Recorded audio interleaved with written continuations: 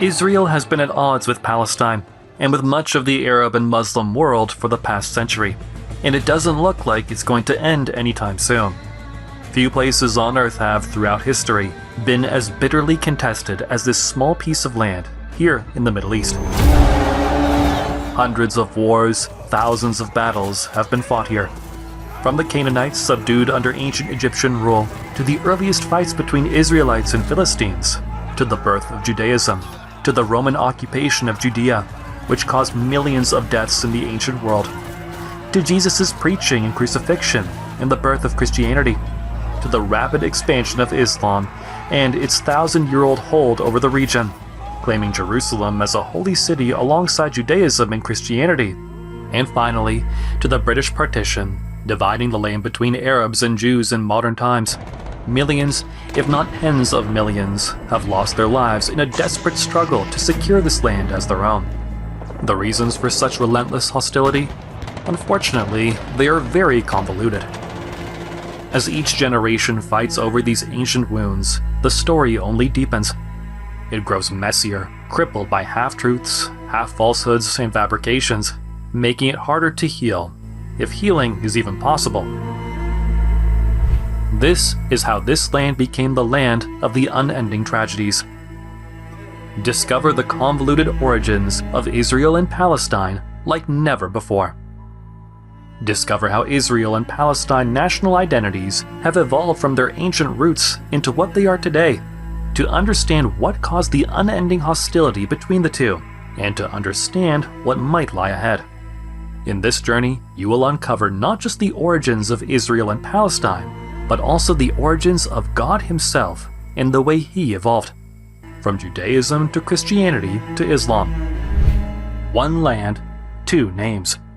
3 Abrahamic religions. 4,000 years of conflicts.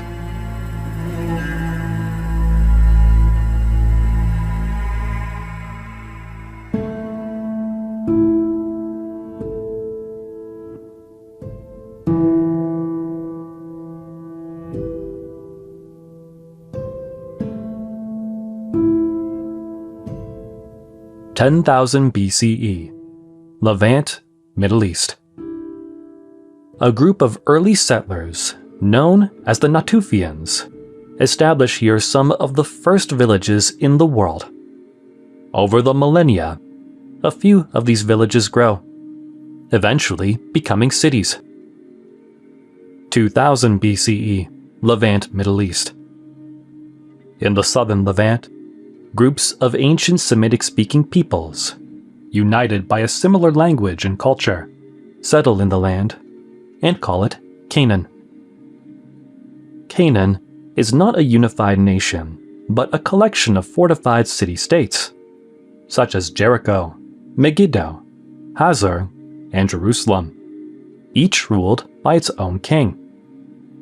To allies and enemies, the Canaanites are famous for their advanced urban culture, skilled metalworking, shipbuilding, and for their trading skills over the land and sea. Their religion centered around deities such as El, the storm god and skyfather, and his wife Ashra, the mother of the Canaanite gods. 70 in total, is polytheistic. Among these 70 gods, their son Baal, associated with fertility and rain, is the most worshipped. Egyptians to the west, Hittites to the north, and Akkadians, Babylonians, and Assyrians at different times to the east.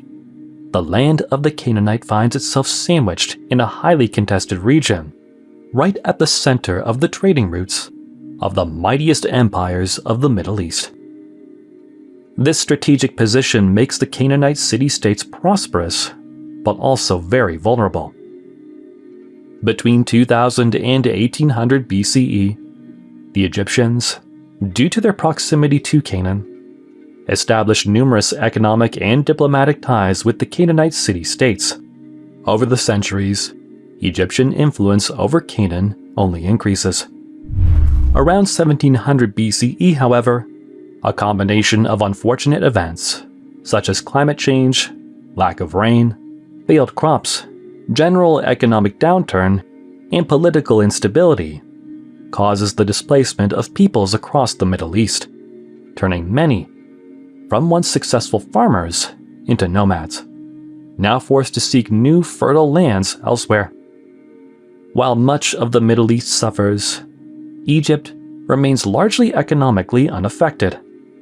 The fertility of the Nile Delta does not rely on regular rainfall, but rather on the annual flooding of the Nile, which draws its waters primarily from the central plains of East Africa. As a result, groups of migrants from the southern Levant and surrounding regions, predominantly Semitic-speaking peoples, including the Canaanites, now begin to turn their attention toward Egypt. Due to the political chaos of the period, Egypt is unable to control its borders effectively. As a result, many refugees seeking better economic conditions take advantage of the situation and cross the border furtively to resettle in Egypt's Nile Delta. Initially, it's just a few merchants, craftsmen, and traders who make the move, integrating well into Egyptian society and gradually gaining wealth and influence. Over time, their families follow, and the influx of migrants grows steadily. Over several decades, as these groups of migrants become more numerous and influential, Egypt faces increasing internal strain. Eventually, the Semitic-speaking migrants, who would later be called the Hyksos by the Egyptians, rise to power, eventually electing a pharaoh of their own, ultimately establishing themselves as the rulers of Egypt's 15th dynasty. By 1500 BCE, Pharaoh Ahmose I successfully expels the Hyksos from Egypt, pushing them back into Canaan. This marks the beginning of Egypt's new kingdom, when Egypt establishes itself as the dominant military power in the region.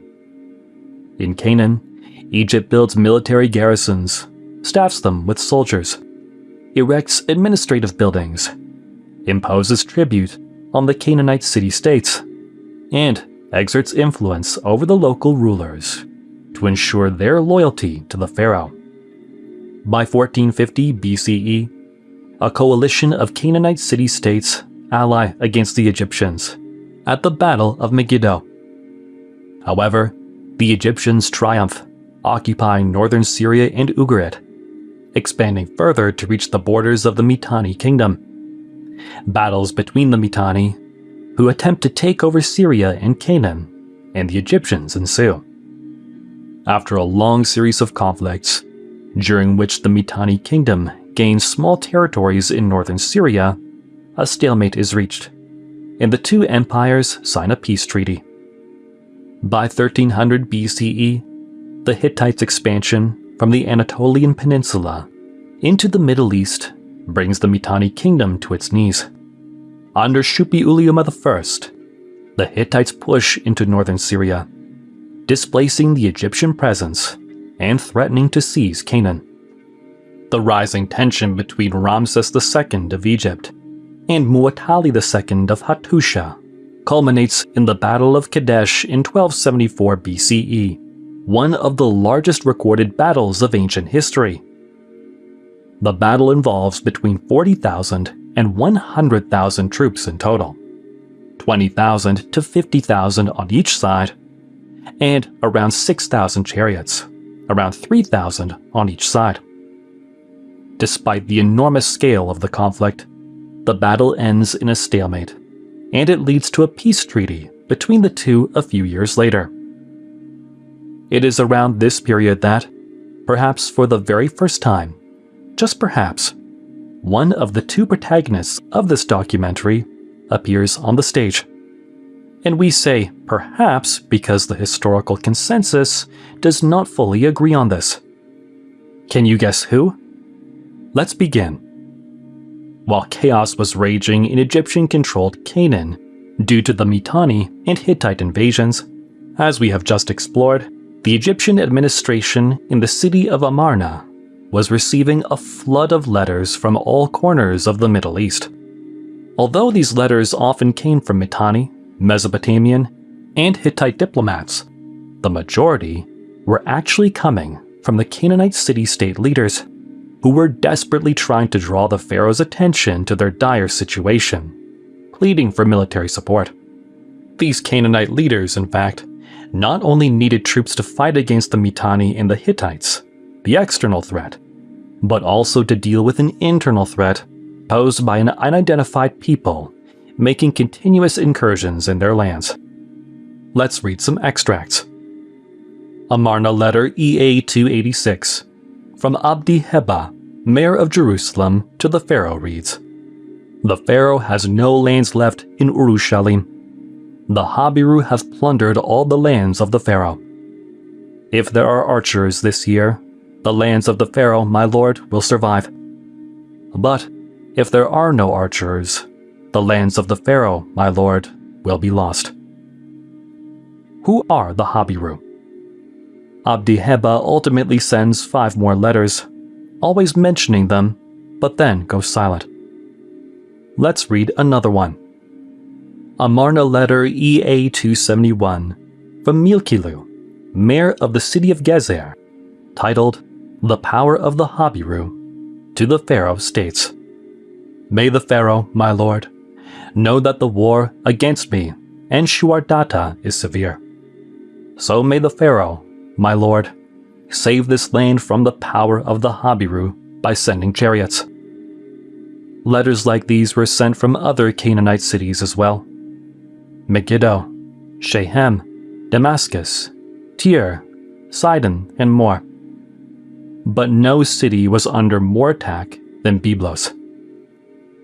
Rib-Hadda, king of Byblos, in the Amarna letter EA 117 also states, "If there are no archers this year, then all the lands will be lost to the Habiru, my pharaoh, my lord." This might seem like just another letter, but consider this. Rib-Hadda, king of Byblos, wrote an incredible 58 of the total 293 Amarna clay tablets sent from Canaan, 33 of which were continuous pleas to the pharaoh to send military support because the Habiru were taking over his lands. Now, the historian's answer to the mystery of who the Habiru are is very mixed and, mind-blowingly, extremely interesting. Some scholars, such as Christian priestly academics Manfred Weipart, Henry Cazelles, and Oswald Loretz, assert that the Habiru are identical to the Hebrews. Others, like Moshe Greenberg, propose that the Hebrews may be related to the Habiru. Meanwhile, scholars like R. Stephen Notley argue that the Habiru and Hebrews may have very little to do with each other. Are the Habiru the biblical Hebrews? Let's summarize the academic consensus. The clay tablets sent from the Canaanite leaders to Amarna are written in Akkadian, a Semitic language, and the lingua franca of the Middle East at that time. In these clay tablets, the Habiru are also known as Hapiru or Apiru, while the Sumerian equivalent is read as Sa-Gaz, where Sa means muscle and Gaz means to strike, indicating a possible association of the Habiru with violence. In 1800 BCE, for the first time, under the rule of Rim-Sim I, king of Larsa, the Sumerians used the term Sa-Gaz to negatively label a group of invasive Amorites in the south of Mesopotamia as trespassers. When the Babylonians later absorbed the Sumerian writing system, they rendered in Akkadian Sa-Gaz as Apiru. The term has since been found in hundreds of diplomatic documents across the Middle East, dating from 1800 to 1200 BCE. In these documents, the word Habiru is mostly used to describe either groups of people involved in conflicts, such as rebels, raiders, and mercenaries, or socially marginalized groups of low-status individuals like slaves, servants, and low-paid workers. The root of the word Habiru, in Akkadian, moreover, also means dust and dirt, portraying the Habiru not just as a people with an unclear identity, but also as dusty nomads for wandering in the deserts, and as dirty for taking the lowest paid jobs to survive when settling in new foreign lands. Setting aside the etymology of Habiru, the academic consensus does not fully agree on the etymology of the word Hebrew either. The Hebrew word Ibrim or Ivrim, which translates to Hebrew in English, is believed to derive from the word Aver, meaning beyond or across, and Avar, meaning he crossed or he traversed. Therefore, Ibrim, hence Hebrew, might mean he who came across, likely describing a wandering nomad or migrant. Experts in biblical studies, D.R.G. Bitty and Philip R. Davies, in their research, What Does Hebrew Mean? The Journal of Semitic Studies 2011, to clarify this unusual meaning of Hebrew, which seems to have no apparent connection to either Jews, Judaism, nor Israel. Note that ancient Near Eastern civilizations, such as the Babylonians, Assyrians, Canaanites, and Egyptians, often name the people around them based on geographic markers, calling them names like people from across the river, people from beyond the mountains, or people of the sea. For example, from the perspective of a Babylonian man in the 15th century BCE who spoke Akkadian, the area on the opposite side of the Euphrates would have been called Aver Nahar, meaning across the river, with its inhabitants referred to as the people from across the river, hence possibly Hebrews. This suggests that the Habiru, and later the Hebrews, likely did not create this name for themselves, but adopted what others called them. Curiously, historian and archaeologist Nadav Na'apman, in his research Habiru in Hebrews, The Transfer of a Social Term to the Literary Sphere, 1986, observes that whenever the Hebrews are mentioned in the Bible, their condition is strikingly similar to that of the Habiru, as a socially marginalized people, either servants or slaves, struggling to break free from bondage. Moreover, just as the Habiru are named and defined by others as unruly nomads, so too are the Hebrews, whose name might simply mean migrants from across a river.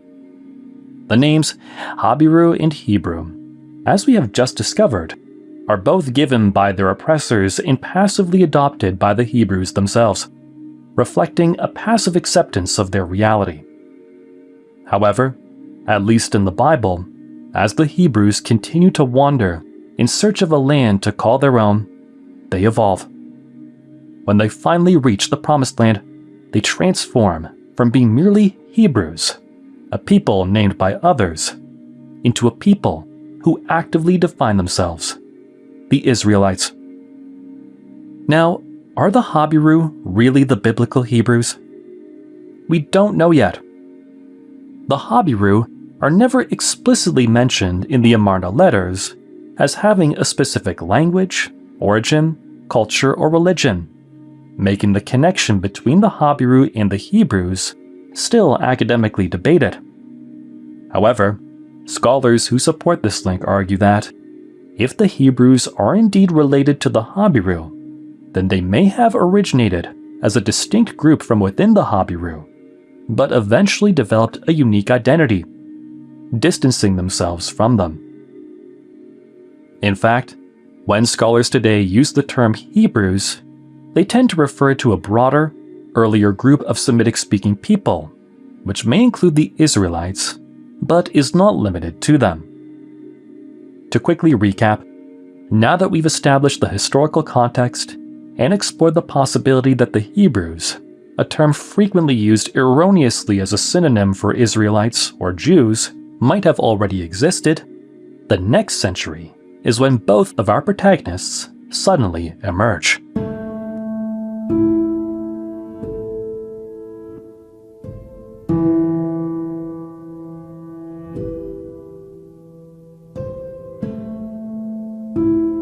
The year is 1200 BCE, and the world is unraveling. Volcanic eruptions and devastating earthquakes are causing cities to crumble, leaving thousands dead across Europe and the Middle East. The climate swings wildly, either scorching hot or bitterly cold, while droughts, driven by a lack of rainfall, devastate agriculture, leading to social and political unrest that spreads rapidly across the Middle East. Anarchy consumes civilizations, cultures fade, languages disappear, and fire, disease, and hunger strike all at once, turning once thriving cities into abandoned ruins. The Hittite Empire is on the verge of collapse. The Mitanni are disintegrating, and the once mighty Babylonian and Assyrian kingdoms are weakened to their core. Amid this turmoil, a confederation of pirates of unclear origin, the Sea Peoples, roams the eastern Mediterranean, disrupting maritime trade and plundering cities in Anatolia, Cyprus, and Canaan, further exacerbating the collapse of civilizations. Eventually, the Sea Peoples attempt a daring invasion of Egypt, which, despite its weakened state, remains standing, an anomaly in a world descending into chaos. In the Great Karnak inscription, Egyptian pharaoh Merneptah recounts how, due to famine, the nearby Libyans hired mercenaries from among the Sea Peoples, including the Shekelesh, Teresh, Ekwesh, Luka, and Sherdan, whose origins we will explore later, to invade the fertile Nile Delta in 1208 BCE. However, this invasion ends in disaster. It is during this period that our first protagonist enters the historical stage. In the Merneptah Stele, Pharaoh Merneptah boasts of his victories, stating that after defeating the Libyans and the Sea Peoples, a coalition of Canaanite city-states took advantage of Egypt's weakened position and rebelled. Merneptah, however, rushed the rebellion with brutal force, stating, "Plundered is Canaan with every evil. Torn off is Ashkeluni. Seized is Gezer. Yanoam is made non-existent. Israel is laid waste. Its seed is no more. Haru has become a widow because of Egypt. All lands together are pacified. Everyone who was restless has been bound." This inscription marks the first official archaeological mention of Israel, dating to 1207 BCE. Before exploring this further, let's introduce our second protagonist, who emerges just a couple of decades later. In the inscriptions of Medinet Habu, located in the mortuary temple of Ramses III, the pharaoh recounts his battles against a coalition of Sea Peoples, first in Canaan, during the Battle of Jahi in 1178 BCE, where he fought against the Peliset, Tieker, Shekelesh, Denyen, and Weshesh. Then, 3 years later in 1175 BCE, during the Battle of the Delta, in which the Peliset, Tieker, Sherdan, and Denyen launched a massive naval invasion of the Nile Delta. Although Egypt successfully repelled these invasions, they severely drained the nation's finances, leaving Egypt unable to protect its vassal states, ultimately leading to the loss of Egyptian control over Canaan. As a result, after their failed invasion of Egypt, the Sea Peoples, particularly the Peliset, Tieker, and Denyen, turned eastward and successfully settled in Canaan, where the weakened Canaanite city-states, deprived of Egyptian support, were too weak to repel the invaders. The Peliset conquered the Canaanite cities of Gaza, Ashkelon, Ashdod, Ekron, and Gath, founding a new nation, Philistia, giving rise to the biblical Philistines, our second protagonist.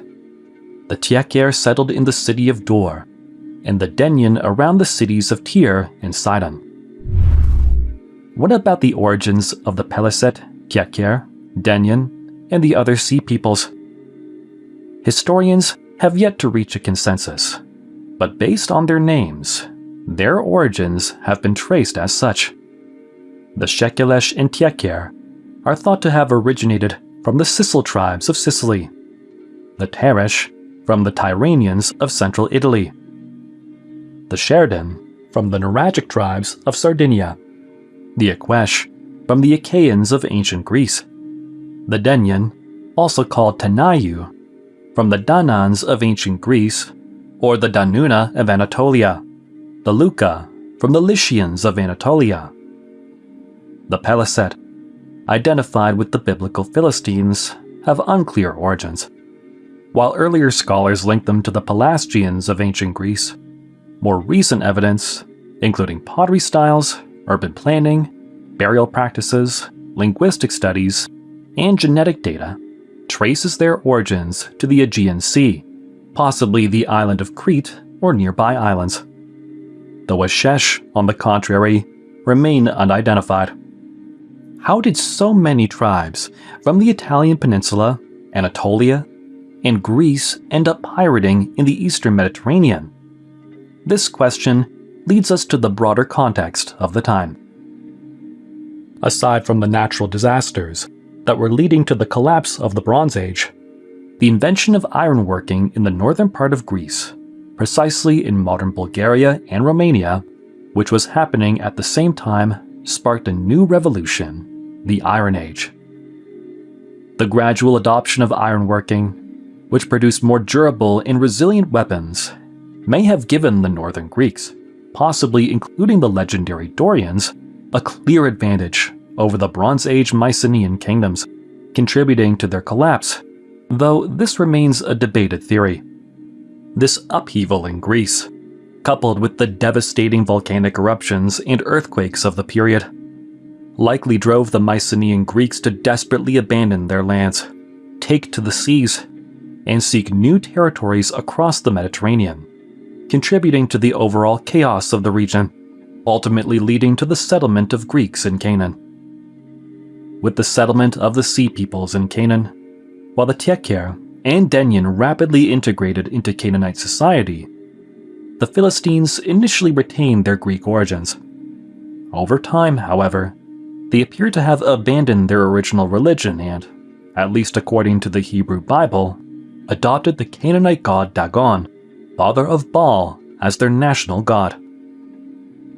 Turning back now to the origins of Israel, the mention of Israel in the Merneptah Stele of 1207 BCE, exactly during the initial incursions of the Sea Peoples into Canaan, along with the subsequent decline of Egyptian control over the region, and the eventual settlement of the Sea Peoples in the land, reveals that Canaan was now undergoing a sudden but decisive political and identity collapse. The once unified Canaanite city-states, in fact, were now beginning to emphasize their local differences, ultimately fragmenting into smaller, Semitic-speaking, yet still Canaanite-derived, new-forming identities: the Phoenicians, Moabites, Edomites, Ammonites, Midianites, and Israelites. While most historians generally simply stop at the idea that the Israelites emerged from the Canaanite cultural milieu, forming as a distinct group due to the fragmentation of Canaanite society, much like the Phoenicians, Ammonites, Edomites, and others, Anson Rainey, in his research, Shasu or Habiru, Who Were the Early Israelites? Biblical Archaeology Review 2008, goes further. He argues, on the contrary, that the Israelites may have instead formed through an amalgamation of different peoples, including groups like the Habiru, other Canaanites, and a mysterious group called the Shasu. In fact, by the time the Amarna letters, around 1400 BCE, while the Habiru were raiding the Egyptian-controlled Canaanite cities, a group of Semitic-speaking cattle nomads emerged as a growing threat in the south of Canaan. The Egyptians referred to these nomads as the Shasu, meaning wanderers. Due to their frequent disruptions of Egypt's access to Canaan, though, the Shasu were considered by the Egyptians to be an even greater threat than the Habiru. As a consequence, to restore order, the pharaoh launched numerous punitive expeditions in the south of Canaan. Notably, in the Temple of Soleb, the Egyptians listed 6 Shasu tribes among their enemies: the Shasu of Sur, the Shasu of Reuben, the Shasu of Yihwa, the Shasu of Simt, the Shasu of Pispis, and the Shasu of Werber. Of particular interest is the Shasu of Yihwa, which scholars connect to Yahweh, the God of the Israelites, due to its similarity to the Tetragrammaton Yehuwah. Further evidence is found in the Shasu of Sur, associated with the Seir region near Petra, in modern-day Jordan, which aligns with the biblical Mount Seir in Edom, considered the biblical origin of Yahweh, as referenced in Judges 5:4-5. When you, Lord, went out from Seir, when you marched from the land of Edom, the earth shook, the heavens poured, the clouds poured down water. The mountains quaked before the Lord, the one of Sinai, before the Lord, the God of Israel. This suggests that while Yahweh may have initially originated as a regional thunderstorm and war deity in the Edomite region around Mount Seir, its worship later somehow migrated north into Canaan, where Yahweh became the God of Israel. To explain the south to north migration of Yahweh's worship, theologian and historian Friedrich Wilhelm Gilleny proposed the Midianite-Kenite hypothesis. According to this theory, Yahweh, whose worship likely originated in Midian or Edom, may have been introduced into the highlands of Canaan by nomadic groups like the Shasu, who traded along the northern trade routes. As the Shasu settled in the highlands of Canaan, an area left vacant by the Bronze Age collapse, they possibly united with the Habiru and local Canaanites, establishing the worship of Yahweh as the religious foundation for the emerging Israelite tribes. Based on the evidence discussed so far, most scholars do not consider the biblical Exodus, where Moses leads the Hebrews out of Egypt to the Promised Land, a historical event. Some suggest that the Exodus may reflect the experience of a small group of Semites, later attributed to all of Israel, while others propose it may be a cultural memory of the Hyksos expulsion from Egypt, as covered in Chapter 1. However, both these theories remain highly debated and not widely accepted. By 1100 BCE, the Philistines are expanding their control over the coastal plains of Canaan, posing a massive threat to the fragmented Israelite tribes in the highlands. In response, the Israelite tribes begin to unite to ensure their survival. According to biblical tradition, which remains archaeologically and historically debated, this leads to the rise of King Saul, who brings the tribes together against the common enemy. After Saul's death, King David rises to power, capturing Jerusalem and establishing it as the capital of the Kingdom of Israel. David's son, Solomon, is traditionally credited with expanding the kingdom, building the first temple, and fostering trade and diplomacy. During this period, as recorded in biblical texts, several significant battles against the Philistines take place. These include Samson's legendary battle against the Philistines with a donkey's jawbone, the Philistines' theft of the Ark of the Covenant at the Battle of Aphek, David's victory over Goliath, the defeat of King Saul at Mount Gilboa, and the Israelite victories at Mizpah and Michmash. After Solomon's death, the kingdom splits into two: the northern kingdom of Israel and the southern kingdom of Judah.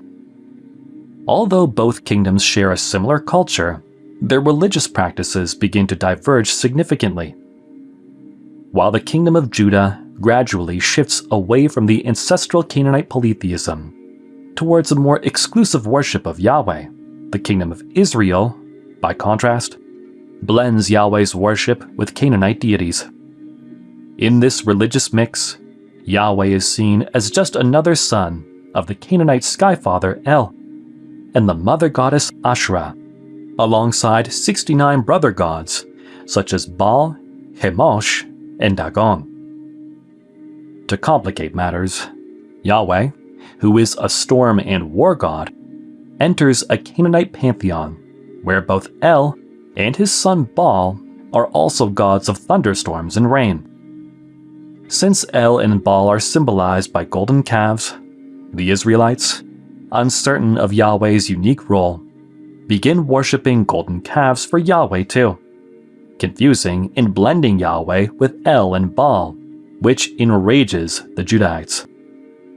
In addition, the cities of Dan and Bethel in the Kingdom of Israel regularly challenge Jerusalem's position as the primary religious center, sometimes elevating Baal over Yahweh, further upsetting the Judahites. This syncretic approach to the Kingdom of Israel is increasingly viewed by the Judahite elites, who are, at this time, compiling much of the biblical texts, while using the Israelites as an example of what not to do to worship Yahweh, as a deviation from what is beginning to emerge in Judah as the new, although not yet monotheistic religion, Judaism. Curiously, aside from the exclusive worship of Yahweh, one notable feature that begins to distinguish true Jews from non-Jews starting from this period, though more pronounced later, is the rise of the pork taboo. If you're interested, you can explore this topic further in our video, The Intriguing Mystery of the Pork Taboo, which traces how this practice originated and spread worldwide. Returning to history, while the Philistines, Israelites, and Judahites are busy fighting each other, in the east, the Assyrian Empire is regaining its strength and growing stronger than ever. By the 8th century BCE, a massive threat looms over our protagonists. The Assyrians are ready for war. To avoid being immediately overrun militarily, the kingdoms of Israel, Judah, and Philistia initially agreed to pay tribute to Assyria. However, after some time, the Philistine cities of Ashdod and Ekron rebel against Assyrian control, drawing the kingdom of Israel into the wider regional conflict. Ultimately, the kingdom of Israel capitulates to the Assyrians in 722 BCE. The Assyrian emperor, Sargon II, orders much of Israel's population to be deported, in what becomes known as the Assyrian captivity, while simultaneously resettling Assyrians in Israel to alter the region's ethnic makeup and prevent future Israelite uprisings. This marks the fall of the Kingdom of Israel, prompting many Israelites to flee south to Judah. In its aftermath, Judah emerges as the stronghold of Israelite culture, preserving and continuing the traditions and beliefs of the northern kingdom. King Hezekiah of Judah later rebels against Assyrian control, possibly allying with the Philistines in a broader resistance. However, the Assyrian king Sennacherib crushes the revolt, attacking both Judah and Philistia, leading to Judah's subjugation and to the decline of the Philistines. As Assyrian power wanes, the Babylonians, under Emperor Nebuchadnezzar II, seize control of the region, preparing to wage war against both the Judahites and the Philistines. Their campaigns against Judah culminate in the destruction of Jerusalem in 586 BCE, the destruction of the first temple traditionally built by Solomon, and the exile of much of Judah's elite population to Babylon, an event known as the Babylonian captivity. The Philistines, in contrast, face a much more final fate. Their cities are destroyed, their culture abruptly disappearing from historical records. Once a powerful people, central to the region's struggles, the Philistines vanish, never to re-emerge, erased from history. Let's now quickly recap our two protagonists' main names and understand their meanings in the historical context we have so far explored. The word Hebrew, meaning from across a river, is possibly connected to the term Habiru, likely referring to nomads or people without a precise ethnic identity. The word Philistine, known in Egypt as Peliset, is generally traced to a group of sea peoples of Aegean origin who settled in the coastal plains of Canaan. The word Israelite represents an identity that either evolved from the Canaanite cultural milieu or emerged as a result of a mix of nomadic groups in the highlands of Canaan, including the Habiru, local Canaanites, and the Shasu nomads. In this mix, the Shasu brought with them the distinctive deity Yahweh, which laid the religious foundation of the Israelite identity. Finally, the word Judahite emerges after the split of the Kingdom of Israel. The Kingdom of Judah came to embody a new identity, the Jewish identity, characterized by the rejection of Canaanite polytheism and the increasingly exclusive worship of Yahweh. This progression from Hebrew to Israelite to Judahite marks the development of Judaism. Now, with the fall of the Philistines, Israelites, and Judahites alike, what happens next? How do we get from here to the modern meanings of the words Palestine and Israel?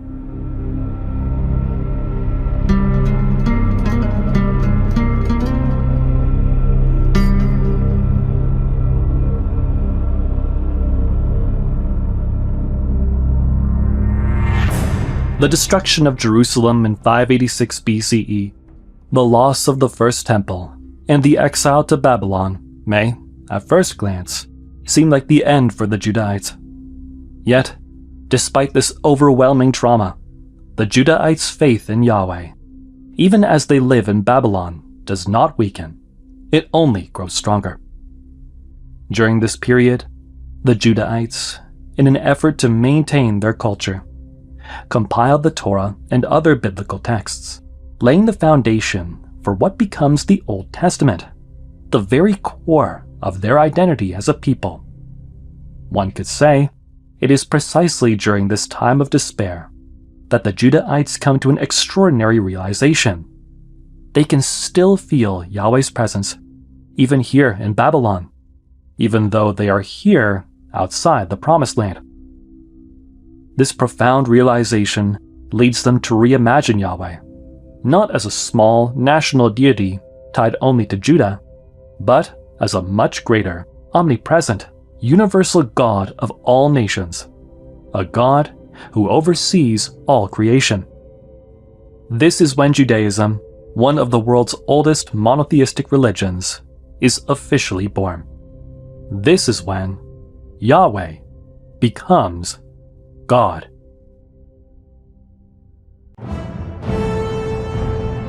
In 539 BCE, the Persian Emperor Cyrus the Great conquers Babylon.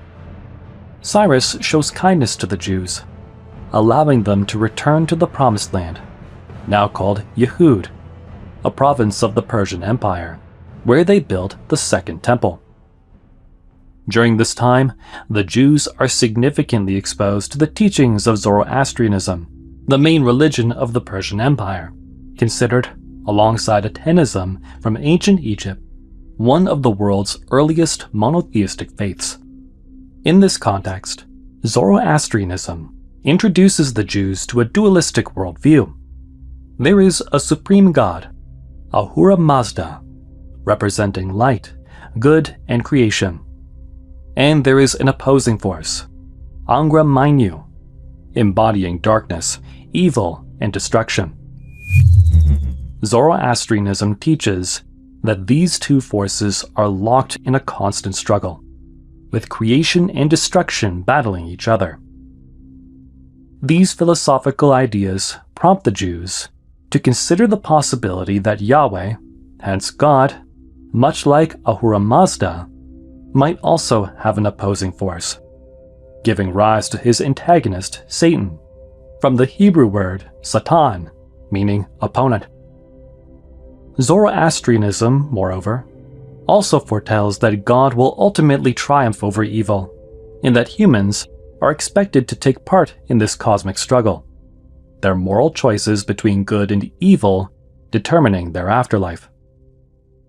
The Jews, as a consequence, begin to reevaluate their concept of the afterlife. The Israelite afterlife, Sheol, previously imagined by Jews just as a gray, shadowy existence, now splits into a more vivid idea, one with a heaven where the righteous are rewarded, and a hell where the wicked are punished for their moral failings. Since the Babylonian exile, furthermore, Jews have pondered an important question. If Yahweh was with us while we were outside the Promised Land, how did he interact with us here on earth if he is transcendental, meaning beyond physical existence? Zoroastrianism provided them with an answer. In Zoroastrianism, Ahura Mazda is also a transcendental being like Yahweh, and to carry out his will, he employs a group of divine intermediaries called the Amesha Spentas, or Holy Immortals, who actively manage the universe and maintain the cosmic order. One very important detail: these divine intermediaries are not considered gods themselves, but share in the divinity of Ahura Mazda, acting on his behalf in the physical world. This idea led some Jews to consider that Yahweh, too, could have divine agents subordinate to him, acting under his authority, agents that would not compromise his monotheistic divinity, since they would be part of his divine essence. These divine mediators, or angels, came to be known as the Lesser Yahweh. Thus, while Yahweh remained the transcendental God, the creative mind, this new aspect of him, the Lesser Yahweh part, was envisioned as executing his will in the physical world. As if these changes weren't enough, in Judaism, ever since the division of the Kingdom of Israel, prophets like Isaiah and Jeremiah had spoken of a future king from the line of David, a savior who would come at an unknown time to unify Israel again and usher in a new era of peace. A divinely appointed political leader, the Messiah. When Jerusalem was destroyed, the first temple reduced to ruins, and the Judahites exiled to Babylon, the anticipation of this Messiah, who could restore the kingdom of Israel, grew stronger than ever. When Cyrus the Great defeated the Babylonians and allowed the Jews to return to their land, some believe that, despite not being Jewish, Cyrus was the Messiah, foretold by the prophets. Zoroastrianism, through time once again, may have introduced an additional concept here. Zoroastrianism, after all, features a divine intermediator, Messiah-like figure too, the Saoshyant, a human savior, who, in line with Zoroastrianism's central theme of the ultimate triumph of good over evil, is expected to appear at the end of times to destroy Angra Mainyu, hence evil, marking the apocalypse to restore good. This idea likely led the Jews to consider that the arrival of the Messiah would not only lead to the re-establishment of the Kingdom of Israel, but, on a grander scale, bring instead judgment against evil and eternal life for the righteous, laying the groundwork for the emergence of Jewish apocalypticism. Keep these theological developments in mind, because the concepts of a divinely appointed mediator sharing divinity with God, as well as those of the end of times and salvation, will, as we will explore later, eventually lead to the emergence of two new religions, Christianity and Islam. Back to history. The Persian Empire eventually falls to Alexander the Great, who embarks on a widespread campaign of Hellenization, spreading Greek culture and language as far as India. Alexander treats the Jews with respect, leading many Jewish elites to adopt Greek learning. After Alexander's death, his empire is divided among his generals, and the Jews come under the rule of the Greco-Egyptian Ptolemaic Empire. During this period, the Jewish elite translates the Hebrew Bible into ancient Greek, producing the Septuagint. However, a few decades later, the region is conquered by the Greek Seleucid Empire. The Seleucid Empire gradually loses territory to the Parthian Empire, becoming increasingly unstable. Frequent civil wars and political unrest plague the Seleucid Empire, making life difficult, especially for Jews, whose relationship with the Greek administration deteriorates into open hostility. As a result, the Jews repeatedly seek independence, but each attempt is brutally suppressed. King Antiochus IV Epiphanes, frustrated by the rebellious and difficult to subjugate nature of the Jews, exacerbates tensions by placing a statue of Zeus in their second temple and issuing decrees aimed at suppressing Jewish religious practices. He mandates violations of Jewish dietary laws, forces Jews to work on the Sabbath, bans circumcision, and imposes other prohibitions, leading to open persecution.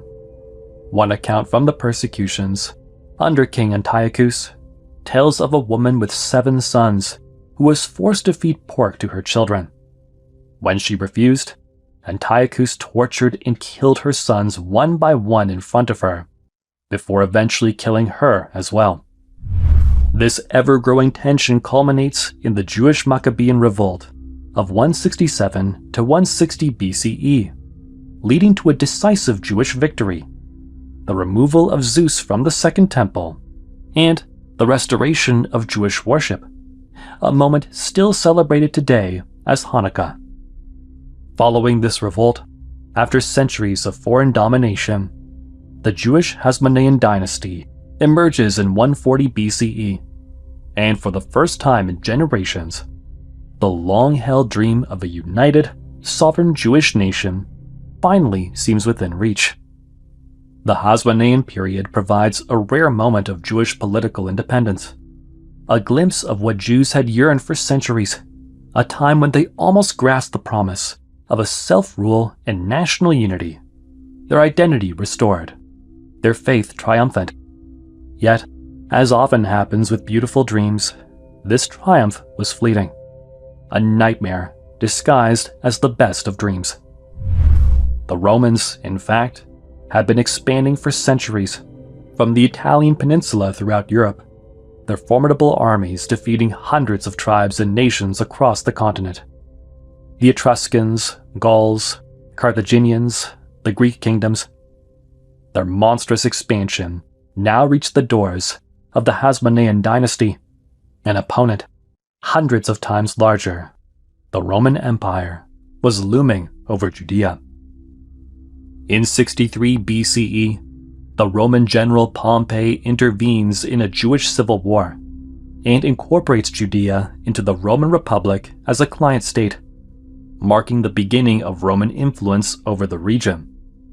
For the Jews, this new subjugation reignites the fears that the end of times could be near, a sentiment that spreads with growing intensity rapidly throughout the land. In 37 BCE, Herod the Great, a client king of the Romans, is appointed by the Roman Senate to rule over Judea. After Herod's death in 4 BCE, his kingdom is divided among his sons under Roman supervision, and Judea eventually comes under the direct governance of Roman procurators. The Jews feel lost.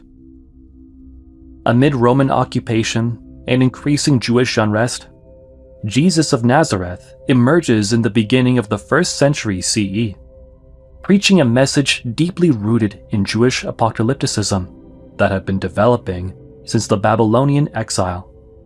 The end of times is near. He speaks of the imminent kingdom of God and his calls for repentance, proclaiming that divine intervention, justice, and peace are on the horizon. Jesus' teachings centered on love, mercy, and the rejection of worldly power attract followers who see him as the potential Messiah prophesied in the Bible, a savior who might deliver them from oppression and suffering. However, his challenges to the Jewish religious authorities, particularly his claim to be the Son of God, are perceived as blasphemy. Meanwhile, his growing popularity causes concern among the Roman authorities, who view him as a potential political threat. After just 1 to 3 years of preaching, Jesus is ultimately condemned to death and crucified at Golgotha, likely between 30 and 33 CE. His death sends a wave of profound shock and devastation through his followers. They had expected something monumental, something world-changing, to happen, and now stand dismayed, watching in horror as the man they believed to be the Messiah is executed in the most humiliating and gruesome manner imaginable. Crucifixion in Judaism is not just a death, it is a cursed death, a fate reserved for the utterly condemned. But, according to tradition, this is not the end.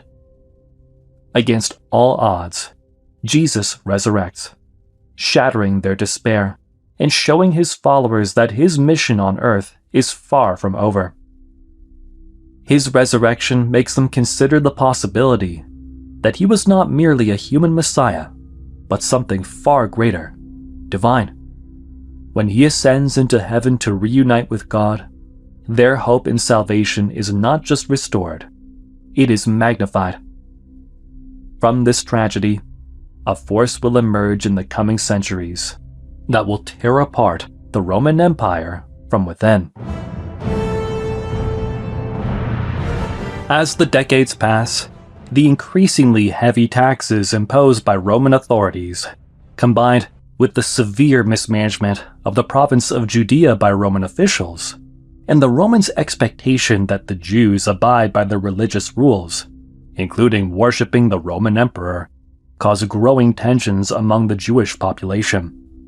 These tensions lead to deep divisions within the Jewish community, with each group questioning how to respond to Roman occupation. On one side are the Zealots, militant anti-Roman nationalists, and on the other, the less reactive Sadducees and Pharisees. The escalating tensions make it clear that a conflict between the Jews and Romans is now imminent. The growing unrest ultimately leads to a massive rebellion in 66 CE, the First Jewish-Roman War. After an initially successful revolt, Roman General Vespasian slowly but decisively gains the upper hand. While Vespasian travels to Rome to be crowned emperor after a series of successful battles in the province, his son, General Titus, besieges Jerusalem. In 70 CE, after months of brutal siege, Jerusalem falls. The Second Temple, central to Jewish religious life, is utterly destroyed in Roman retaliation, and the city is set ablaze. Josephus recounts that up to 1.1 million non-combatant Jews are killed, and those who survive face an equally harsh fate, sold into slavery and scattered across the empire. The humiliation of the Jewish people does not end here. Following the sacking of Jerusalem and the destruction of the temple, Roman emperors Vespasian and Titus seize the vast wealth looted from the temple, along with the profits of the sale of Jewish captives, to fund the construction of a colossal amphitheater. This structure, capable of holding 50,000 to 80,000 spectators, is designed as a place for public entertainment, where gladiatorial games, brutal executions, and mock sea battles entertain the Roman crowds.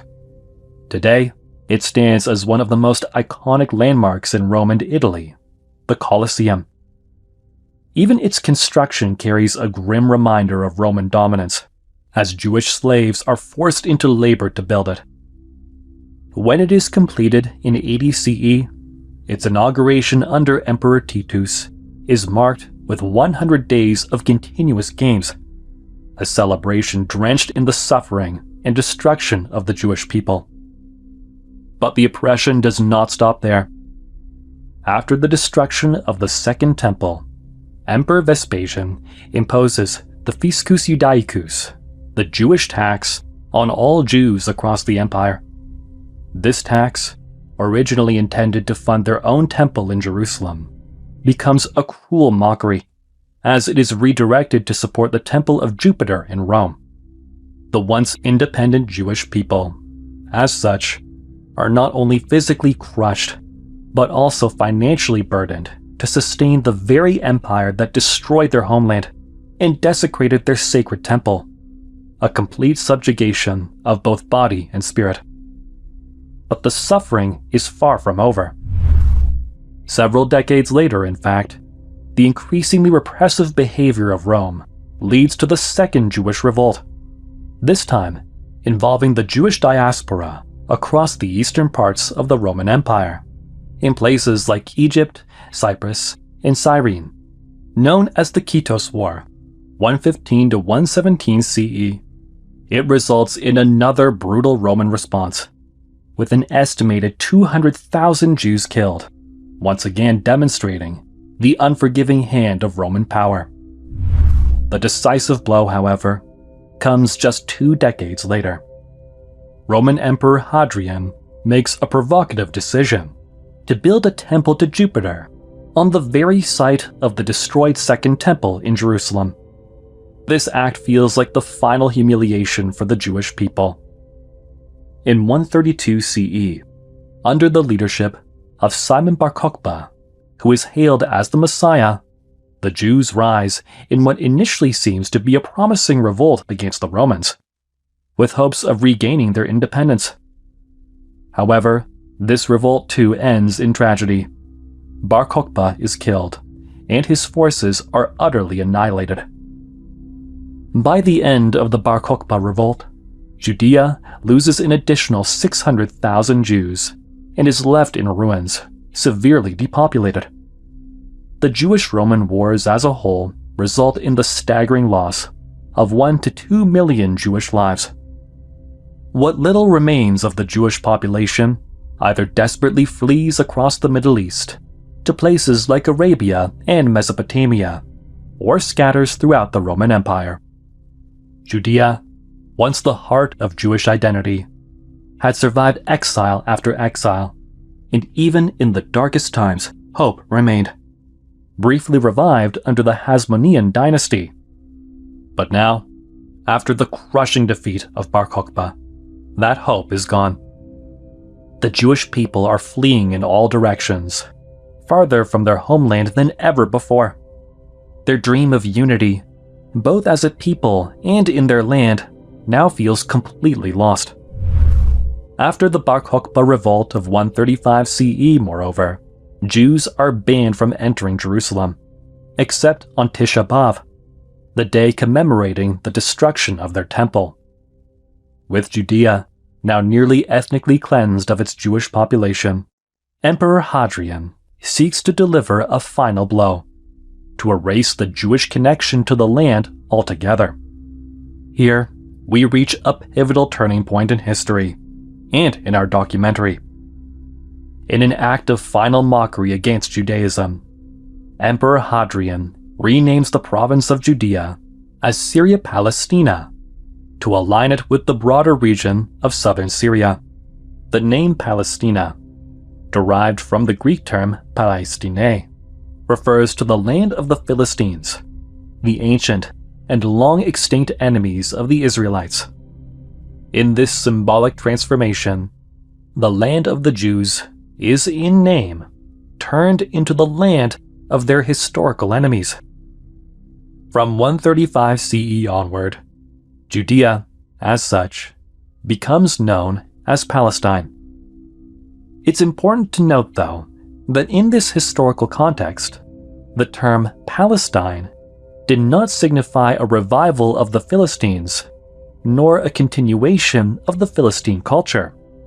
Instead, Palestine became merely a term to describe a geographic region south of Syria, In fact, the adjective Palestinian, in this historical context, could now be used to refer to any resident of the province of Palestine, whether a pagan Roman citizen, a Palestinian Christian, or any of the remaining Palestinian Jews legally allowed to reside in the province. By the 3rd century, the Roman Empire is in decline. Its borders are constantly threatened by foreign invaders, and while the number of soldiers is increased to defend them, money runs low, and inflation spikes. Soldiers proclaim new emperors, but instead of re-establishing order, these emperors go to war against one another. Taxes rise, the purchasing power of the average Roman citizen plummets, and wars make the roads unsafe. Meanwhile, the bodies of the deceased, left unburied, spread diseases and cause epidemics. In this seemingly apocalyptic context, the crumbling Roman stability leaves citizens increasingly disillusioned with their pagan faiths, prompting them to seek new religions that offer hope. Roman authorities, who once persecuted Christians for refusing to worship the emperor, now witness Christianity rapidly spreading throughout millions of Roman households. It's growing out of control, with the conversion of Emperor Constantine the Great to Christianity and the Edict of Milan in 313 CE. All religions, including Christianity, are legalized. Later, under Emperor Theodosius, the Edict of Thessalonica in 380 CE makes Christianity the official religion of the empire. Palestine, due to its association with the life of Jesus Christ, becomes a major center of Christian pilgrimage. Jerusalem, Nazareth, and Bethlehem are transformed into religious hubs. Churches spring up across the empire, and Emperor Constantine orders the construction of the Church of the Holy Sepulchre in Jerusalem. Pagan temples are also converted into churches. Jerusalem, Caesarea, and Gaza emerge as economically thriving cities. However, Jews and pagans often faced persecution, with Jews still forbidden from entering Jerusalem, except on Tisha B'Av, the anniversary of the destruction of their temple. Christianity, which has now surpassed Judaism as the major religion in Palestine, has evolved significantly and distanced itself from its Jewish origins since the time of Jesus' preaching in Judea. A couple of centuries earlier, in fact, as early Christians moved from Judea into eastern parts of the Roman Empire to spread the Gospels, they became more familiar with Greek and Latin traditions. In this process, they delved deeper into Greek philosophy, particularly the concept of the Logos, the divine word that drives creation. As the New Testament was also compiled in Greek, a transformative idea began to emerge. Jesus, who had once been seen by his Jewish followers as merely a human Messiah, following his resurrection, was now viewed as something far greater. Much like the relationship between Yahweh and the lesser Yahweh we explored during the Babylonian exile, Jesus was no longer seen as just a human intermediary appointed by God. With the Holy Spirit, and as formalized in the Nicene Creed of 325 CE, Jesus was now understood as part of God's divine essence, not separate from him, but God incarnate himself, the Trinity. This is how, at least to Christians, Jesus became God. As Christianity evolves and distances itself further from its Judaic roots, Jews, in the eyes of many Christians, begin to be viewed with growing hostility. Jews are often blamed for the crucifixion of Jesus, which Christians now understand as the death of God incarnate.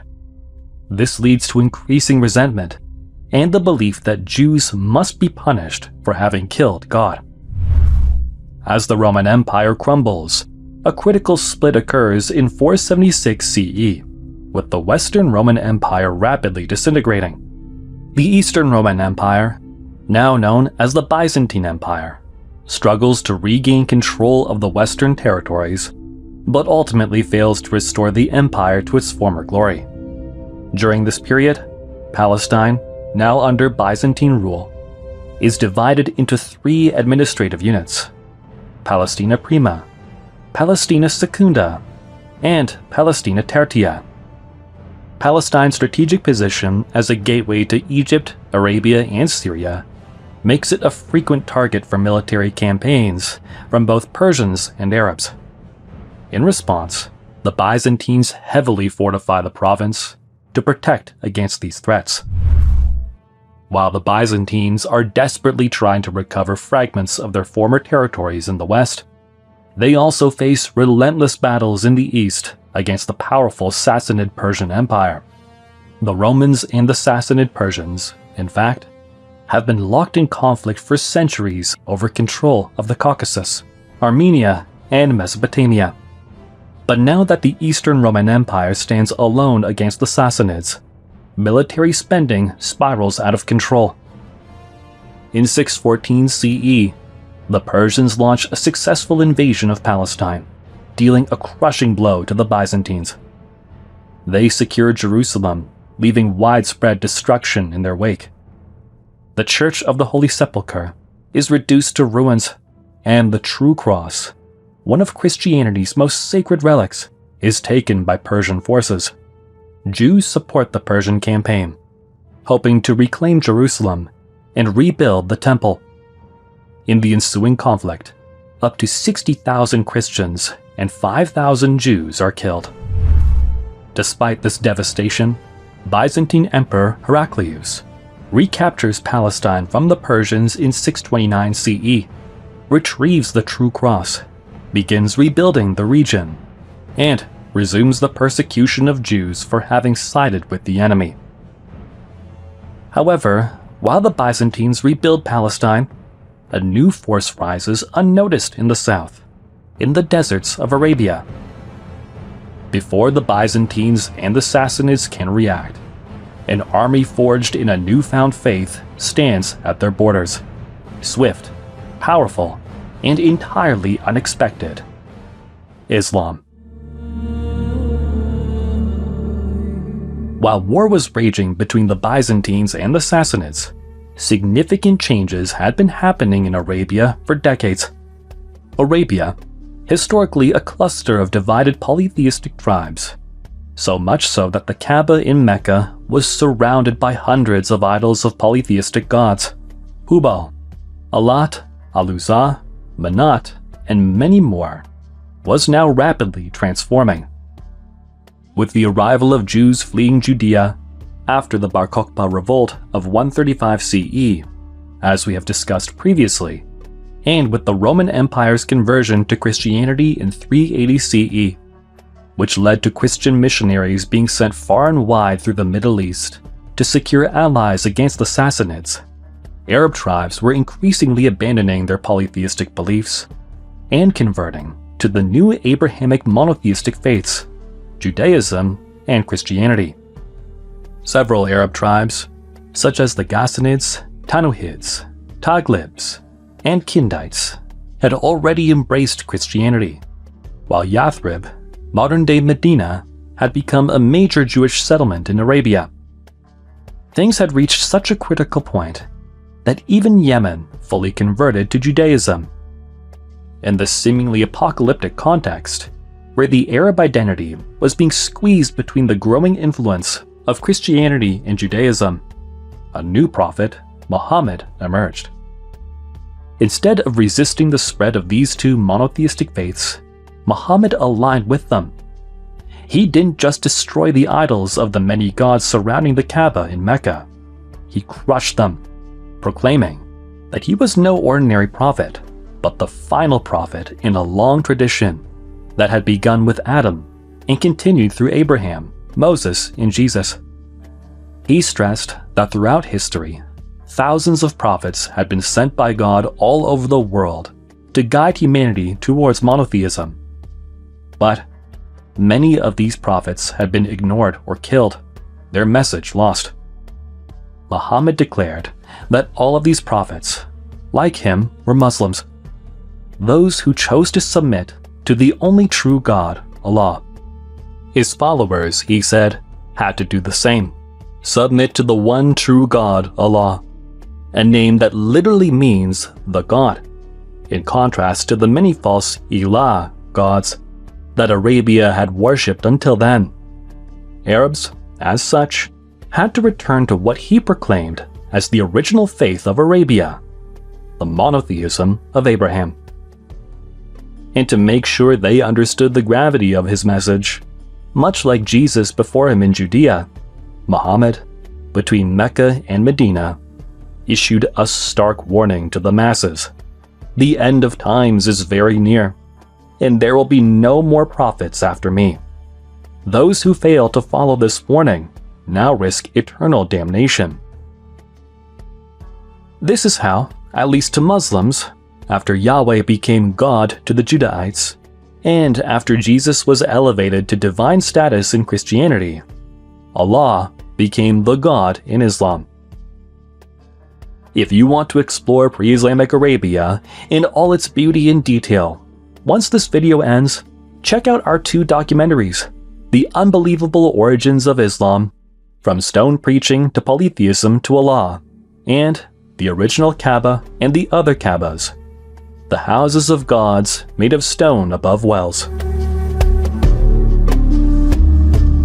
In the few years before his death, Muhammad, with an ever-increasing number of followers, had already conquered the Hijaz of Arabia, the southern part of Yemen, and the eastern part of what is now Oman.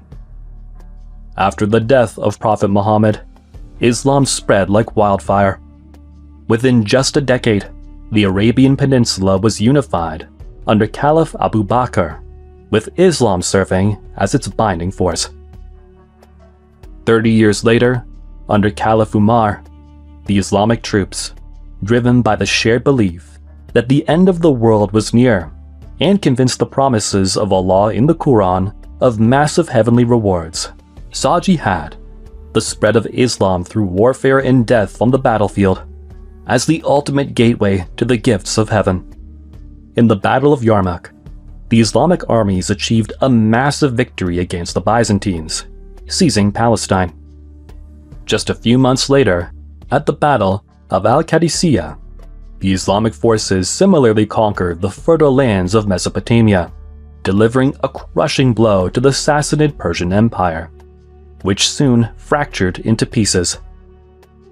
A few years later, the richest province of the Byzantines, Egypt, the breadbasket of the Byzantine Empire, was similarly conquered, followed by the remainder of Persia. The Rashidun Caliphate under Umar, with capital in Medina, now controlled Egypt and Mesopotamia, the 2 most agriculturally productive regions in the Middle East. At the very beginning, truth be told, the Byzantines and the Sassanids did not fully comprehend who they were really dealing with or what Islam truly was. The Byzantine authorities, in fact, at first, perceived Islam as merely a heretical offshoot of Christianity, as just another Christian denomination that simply denied the divinity of Jesus, ending up confusing them with the Miaphysite Christians, a type of Christians who were actually very common in the southern provinces of the Byzantine Empire, particularly in Syria, Palestine, and Egypt. Additionally, the mutual exhaustion from years of war between the Byzantines and the Sassanids left both empires severely weakened. Their armies, increasingly composed of mercenaries, lacked the commitment needed to secure victories. In contrast, the Muslim armies were unified, highly motivated, and not only ready to die, but also actively seeking death on the battlefield just to propagate Islam.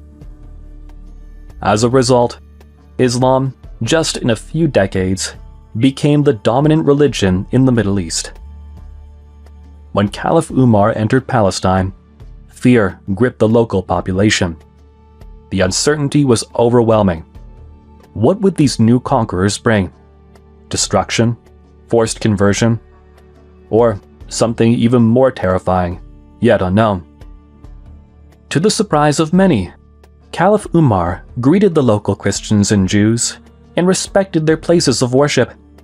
This unexpected behavior stems from the Quran. Jews and Christians in Islam are considered people of the book, on par with Muslims for worshipping the same God of the Abrahamic tradition.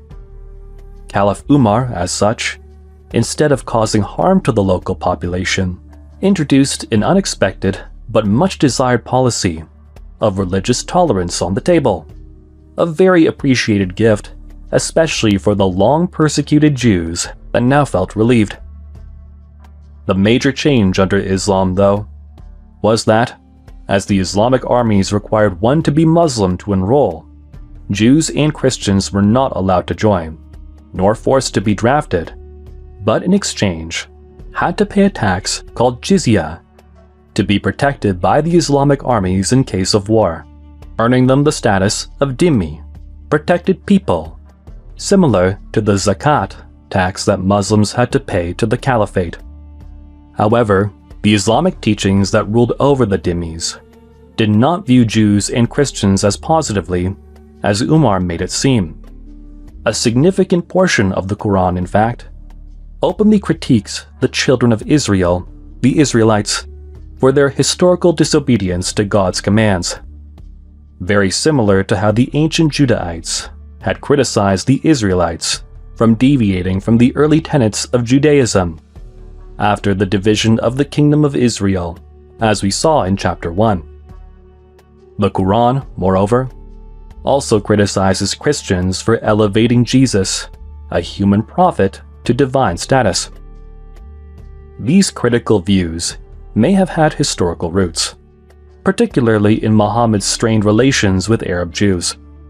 When Muhammad first claimed to be the final prophet in the Abrahamic tradition in Arabia, Jewish rabbis refused to recognize him and even mocked him for considering him a false prophet, leading to the ongoing tensions between Muhammad and the Jewish communities of Arabia.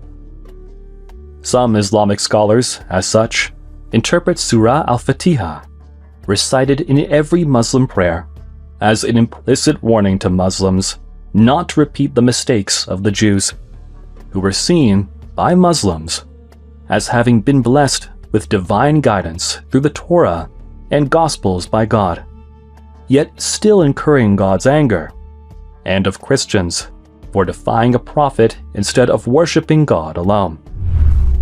Returning to history, in Palestine, Arabic, as such, replaced Greek and Latin as the administrative language and, over time, economic incentives such as lighter taxes, opportunities for state employment, and other advantages contributed to religious conversions to Islam, gradually transforming Palestine from a predominantly Christian and Jewish land into a more Muslim one, with many Arabs now settling in it for business.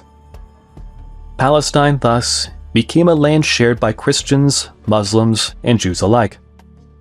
Following the split of the Rashidun Caliphate, the Umayyad dynasty took control, expanding the Caliphate's borders as far west as Spain and as far east as modern-day India, with the capital in Damascus, Syria. Meanwhile, in Palestine, significant construction projects were underway. According to Islamic tradition, during the Isra and Miraj journey, Muhammad flew on a winged horse, Burak, from Mecca to the furthest point of prayer, known as Aqsa in Jerusalem, as early Muslims prayed toward this location, before praying towards the Kaaba in Mecca. From this site, Muhammad is said to have ascended through the heavens, where he met angels and encountered previous prophets, such as Adam, Moses, Abraham, and Jesus. During this journey, Muhammad, importantly, is said to have met with Allah, who reduced the required daily prayers from 50 to just 5. To commemorate this miraculous journey and reinforce Jerusalem's significance in Islam, the Umayyads began constructing the Al-Aqsa Mosque, also known as the Dome of the Rock, on the Temple Mount in 685. completing it by 715. This solidified Jerusalem as the third holiest city in Islam, after Mecca and Medina. Thus, Jerusalem became a holy city for three religions: Judaism, Christianity, and Islam. Though, truth be told, the importance of Jerusalem was not equally shared. While the word Jerusalem, for example, is found 660 times in the Old Testament, Judaism, the New Testament, Christianity mentions Jerusalem 146 times. While in the Quran, Islam, Jerusalem is never actually mentioned, just implicitly interpreted as such, during the Isra and Miraj journey of Muhammad on the winged horse Burak to Aqsa. Returning to history, the Umayyads were later overthrown by the Abbasid family, who moved the capital from Damascus in Syria to Baghdad in modern-day Iraq, with Palestine becoming increasingly Muslim. By the 9th century, Abbasid power began fragmenting into smaller states, and the Shiite Fatimid dynasty from North Africa eventually took control of Egypt and Palestine in 969. During their rule, the Fatimids persecuted both Christians and Jews, often demolishing their churches and synagogues. In the meantime, in Islamic Spain, Christians had already begun a centuries-long effort to reclaim their lands from the Muslims in a campaign known as the Reconquista. In the Middle East, the Islamic forces continued to advance, even threatening Constantinople, the capital of the Byzantine Empire, posing a direct threat to Christian Europe. By the 10th century, a new military power in the region, the Seljuk Turks, originating from Central Asia, had converted to Islam and began sweeping through the Middle East, from the east, creating the Great Seljuk Empire. In 1071, the Seljuk Turks won a decisive victory against the Byzantines at the Battle of Manzikert and rapidly expanded in Anatolia soon after, funding the Sultanate of Rum. This defeat gravely alarmed the Byzantine Emperor in Constantinople, for he could not stop the advance of the Turks in any way. Desperate, the Byzantine Emperor increasingly asked for support from the rising Catholic kingdoms in Europe to oppose the seemingly unstoppable Seljuk advance. In 1073, the Seljuk Turks also captured Jerusalem and prohibited Christian pilgrimages to Palestine, effectively also cutting off European trade routes to Asia, further escalating tensions between Christians and Muslims to unprecedented events. In response, Pope Urban II in Rome, capitalizing on the growing desire for revenge among the Christian population of the European kingdoms, called on soldiers from all corners of Europe to join a holy war against the Muslims, to free Palestine and Jerusalem and bring them back under Christian control. As such, up to 160,000 heavily armored soldiers gathered from across Europe, motivated by their Christian faith to reconquer the Holy Land.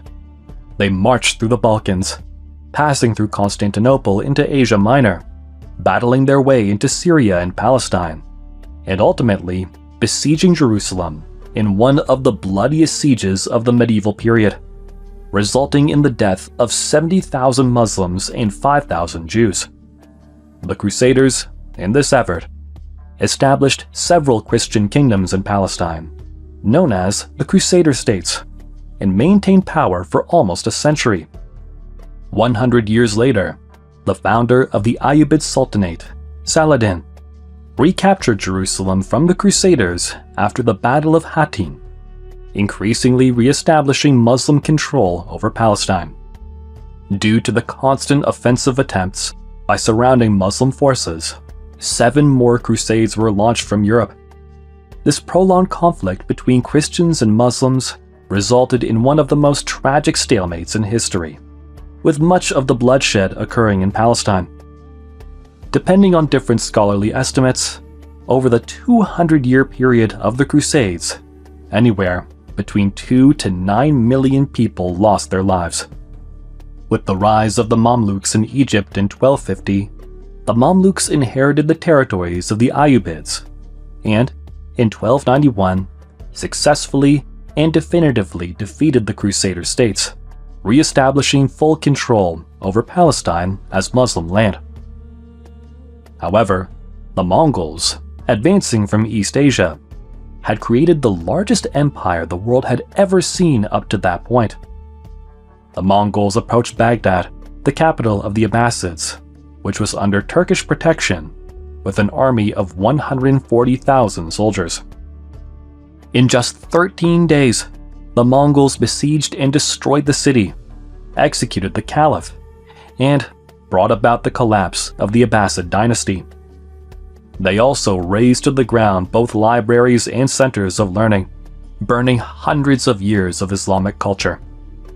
According to Muslim sources, up to 2 million people were killed.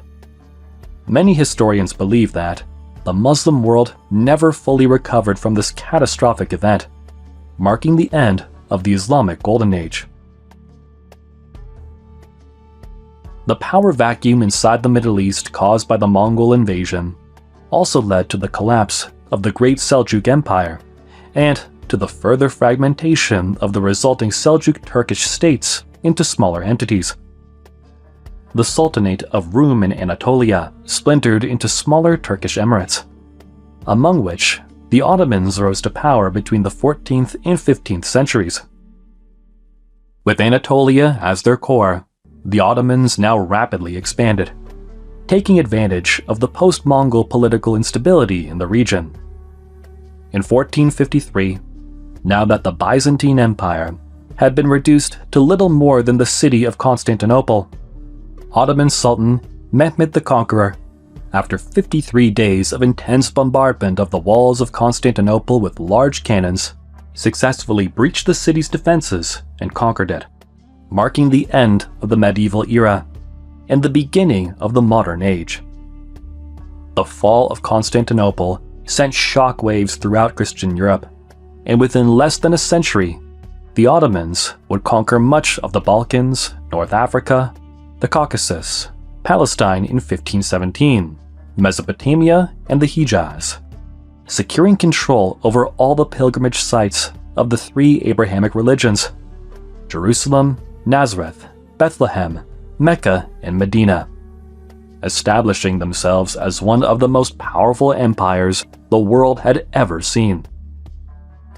During their administration of the region, the Ottomans integrated Palestine into what became known as the province of Ottoman Syria. They then divided it into 2 eyalates, one centered in Aleppo, governing the north, and another in Damascus, overseeing the south, including Palestine. In their pursuit of dominion, the Ottomans effectively also closed European access to the Middle Eastern trade routes to India once again. Consequently, European merchants, now desperate to maintain links with the Middle East, had to find alternative routes, igniting the age of European exploration. During this period, Portugal succeeded to reach India by circumnavigating Africa, while Christopher Columbus, sponsored by Spain, sailed west across the Atlantic, ultimately reaching the Americas and forever changing the course of history.